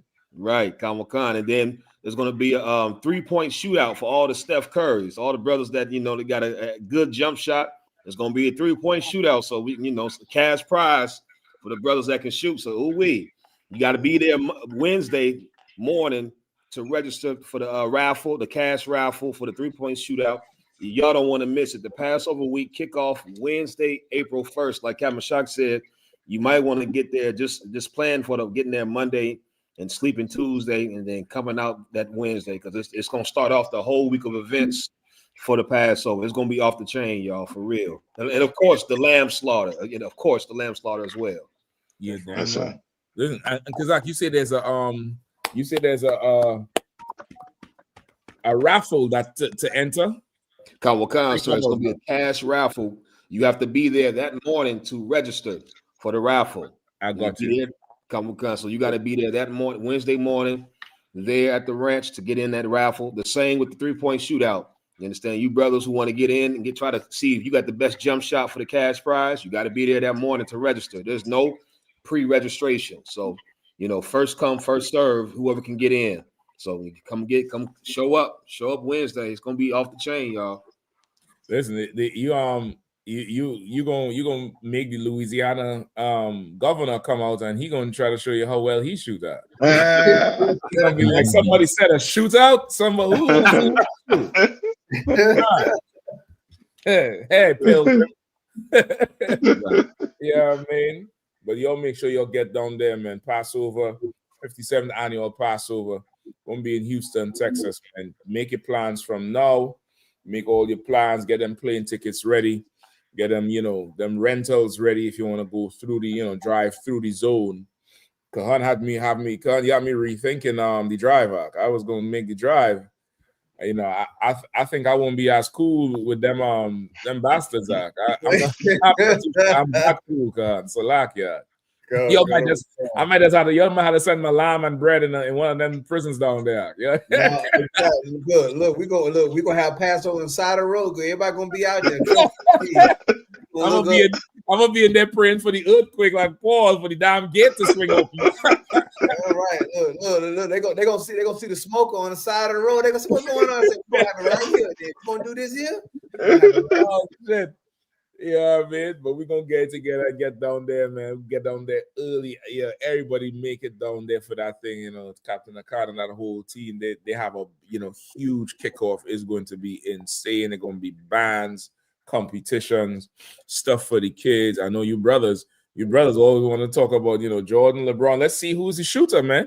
Let's see who's the shooter. Let's see who is the shooter. Yeah, man. Listen, don't be surprised. They add a few more events. I know there's some brothers in here with that good old arm. You're gonna be out there with the sleeve coming down to the wrist and you're warming up. Pass me the damn leather and throw it hut, Omaha, back up. That's what your hips like Dak Prescott. You're warming up by the last head. Yeah, right.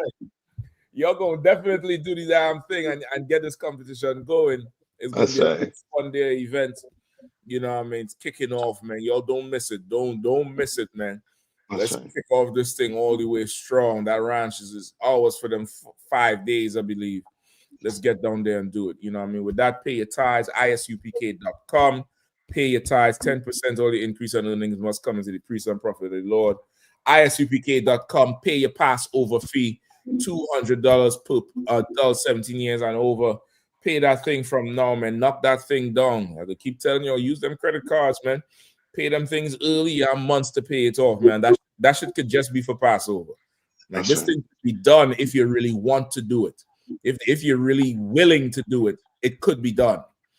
You know what I mean? It could be done. Don't hold yourself back. Again, to the usual suspects who are always on every night. Everybody in the chat too. I big you all up this time. Next week I'll get to you all. You know what I mean? But the usual panel, Captain Nathak holding it down, holding on the South Jamaica. Right.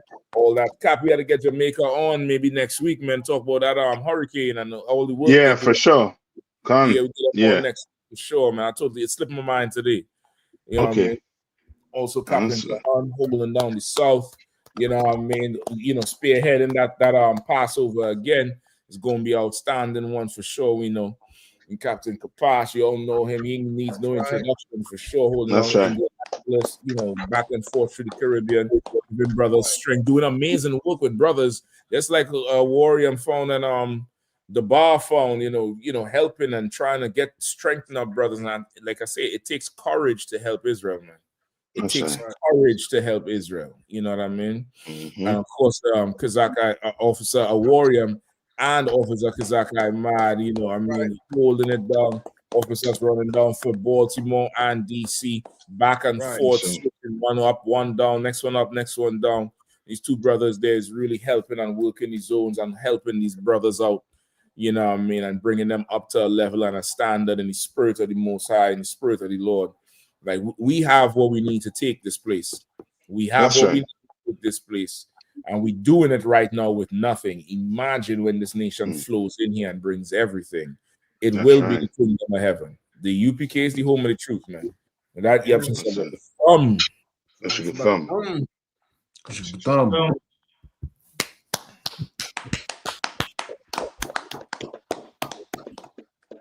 Shalom, Israel. It's that time again.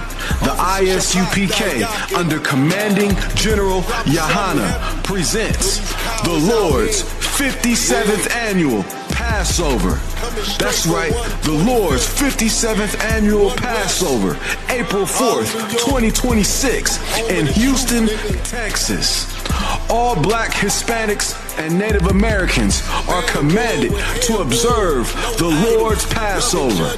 This will be the biggest Passover to date. You do not want to miss this. Fresh lamb, fresh wine, and bitter herbs as commanded by the Most High. Only $200 per person, ages 17 and up. The biggest event of the year. There is only one Passover, and it's under commanding General Yahanna. See you there, Israel. Shalom. Nobody else there to compare to. Train for war, men of war, and warlike apparel. Prefer our leaders, can't get between us. Watch where you stepping.